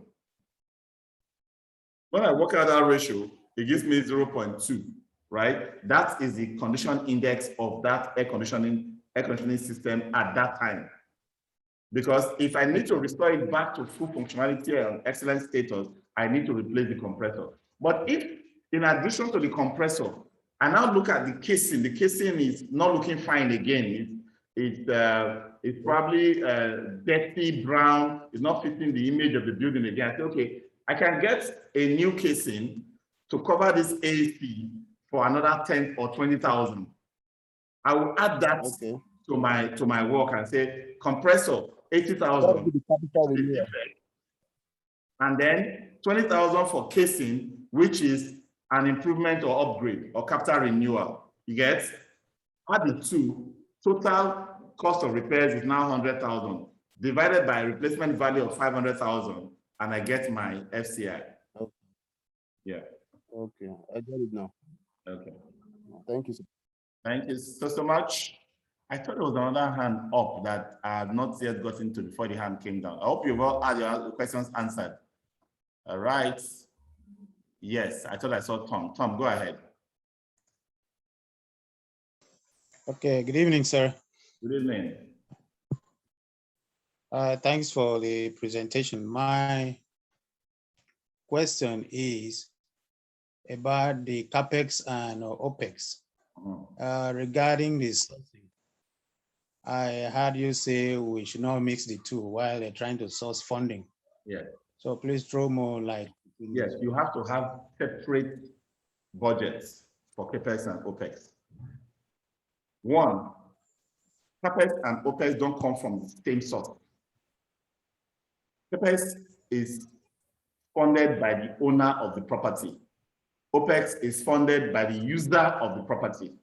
Even if the owner is the user, you still need to separate the two budgets because of their purpose. One is a consumption budget, one is an asset preservation budget. OPEX is a consumption budget, what we use, what we consume on an ongoing basis.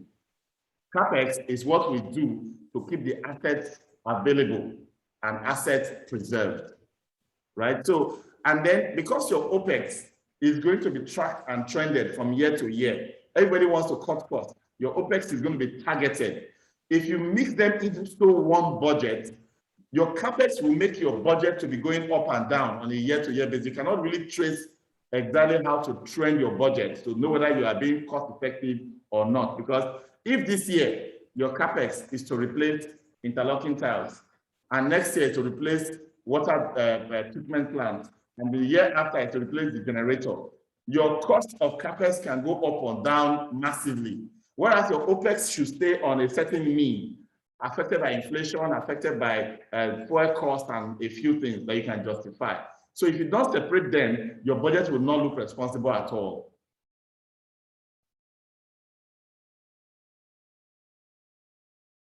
Okay? Okay, that's fine. Thank you. You're welcome. All right, guys, please, this one has an assignment, so please go ahead and do your assessment this evening and submit them, okay? Daniel, your hand came up just as I was going to click end the class. Let's hear from you. I just wanted to ask you, sir. Yes. In describing this OPEX and CAPEX, yeah.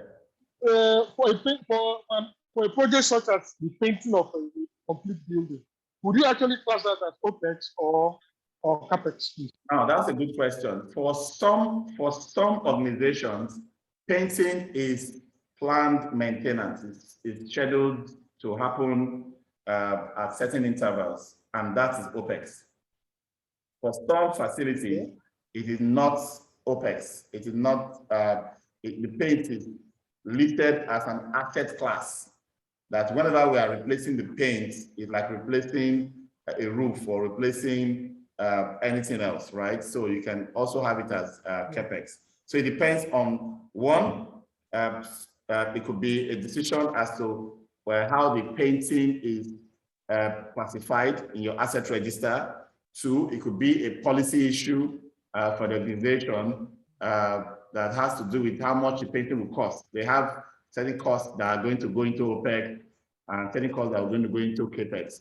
And then sometimes it's also as to how many years it will take for that item to be redone. So if you're going to paint once in 3 years or 5 years, you know that OPEX costs are 1 year costs. And anything that you're going to do for multiple years, getting value for multiple years, is no longer OPEX. That could be another way to classify it as a CAPEX. Hello, sir. Hello, sir. Yeah. So basically what my bottom line for me is this supposed to be a landlord responsibility or a tenant, or is it contractual? I mean, is this something that is supposed to be agreeable? External painting is landlord responsibility. Internal painting is tenant's responsibility. So internal painting can be OPEX, external painting will be CAPEX, if you use that classification. Okay.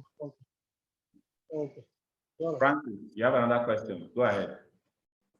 Yes, sir. So, sir, is there a standard percentage for service charge for residential, for example? There is nothing like the facility management company. So there's no subscription charge, right? So it depends on the service levels that you promised or that the client wants. That's how you estimate service charge. All this idea of using a percentage of rent to define service charge is everywhere from negligence to criminality. It doesn't make sense. If you demand a high quality level of service, you get to pay more. If you can manage with low level of service, I mean, there are some estates where all you do is just provide security and refuse disposal. Everything else is not, so service charge will be low. But if you now expect me to maintain everything up to dressing your bed, for example, service charge will be high, right? So service is service. The quality of service, the level of service is what should determine service charge, okay? Okay, okay, fantastic, sir. Thank you, sir. All right, thanks everybody. Have a nice weekend. Bye-bye. Thank you. Thank you, sir. Thank you.